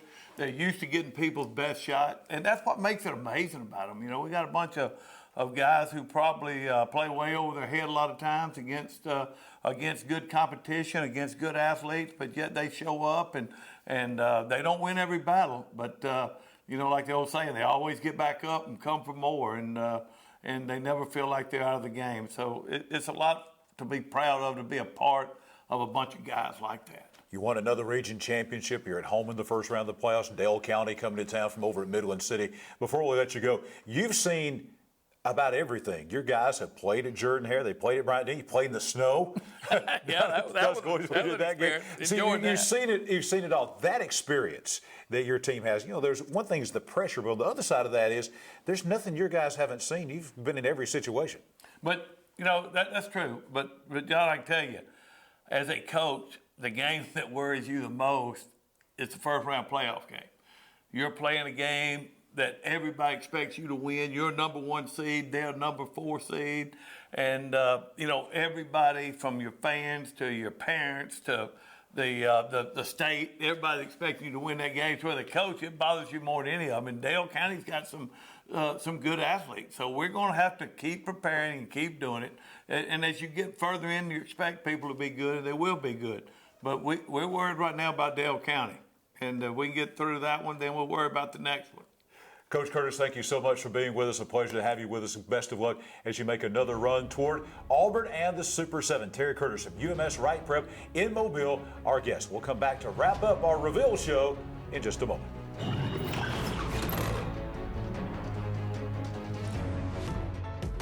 WOTM, your new home for high school sports in Alabama. The road to Jordan-Hare starts this Friday on WOTM with live first-round AHSAA playoff coverage featuring the Sylacauga Aggies visiting Death Valley to take on the Alexandria Valley Cubs. Stay with WOTM each Friday for live games every round of the playoffs and on to Jordan Hare for exclusive TV coverage of the Alabama High School Athletic Association Super 7 only on WOTM. Don't crack under the pressure of foundation issues. The certified specialists at Ox Foundation Solutions can permanently fix foundation problems at the best price guaranteed. And did you know, moisture and unsafe air from your crawl space can infiltrate your home, causing health hazards and high utility bills. Ox Foundation Solutions has the best plan to keep your home safe. If you are experiencing any issues with your sidewalks, basement, crawl space, or foundation, get a free estimate from Ox Foundations. Wrapping up our first ever Alabama High School Athletic Association Football State Playoff Bracket Reveal Show here at the AHSAA offices in Montgomery. John Holder once again being joined by Josh Bean from AL.com. Tell us about as we start the playoffs now. We've got 5 weeks of this, counting down the road to Jordan Hare Stadium in Auburn. What can folks expect from you and from AL.com coverage-wise? Yeah, and so, I mean, as you said, the road to Jordan Hare, we'll have tons of coverage, you know. Last night we had the last night of our regular season, so we'll have plenty of coverage in the days leading up to that. Whether that's you know, stories about specific teams, whether that's results, whether that's picks, which is something we do every week. So it'll be a little bit of everything. I mean, this is the fun time of year. We talked about that early in the show, but it's also what happens with these teams gets amplified and magnified, and so people are supremely interested in these playoffs, and we'll have plenty of coverage to reflect that. Also, plenty of coverage here on WOTM. We'll have a statewide playoff game of the week beginning next Friday night in Class 5A. The Sylacauga Aggies, the Alexandria Valley Cubs from Lou Scale Stadium, Larry Ginn Field at Death Valley in Alexandria. We'll have that game for you live here. We'll also have playoff games all the way through the semifinals, and then, of course, we'll have complete coverage, all the games at the Super 7 at Auburn will be broadcast live right here on WOTM. And join us for AHSAA Weekly. I'll be hosting that show each week. We'll give you an inside look at what's happening with everything in the Alabama High School Athletic Association, not just football, but other sports as well. But obviously, as we're on that road to Auburn, we will be having a tremendous emphasis on football coming up. First time we've done this show, Josh. It's been a lot of fun here in Montgomery. Been a hectic day. All these coaches in, over between, 400 coaches and administrators here today. Yeah, I mean, lots of people, lots of excitement. I mean, everybody who's here today has a chance to take home that blue map in a little over a month, and that's exciting stuff. That's why these folks coach. That's why they play. Everybody's chasing that championship. Now you start talking about the off-season program. You start talking about spring football, 7-on-7 in the summer, those hard preseason workouts that happen in August, and the hitting and so forth and scrimmages, and then the regular season. And this is what it's all about, to be in this position to compete and possibly win a blue map at a state championship. For all of our team here at WOTM and the Alabama High School Athletic Association, have a great weekend. We'll see you down the line as we count down the road to Auburn.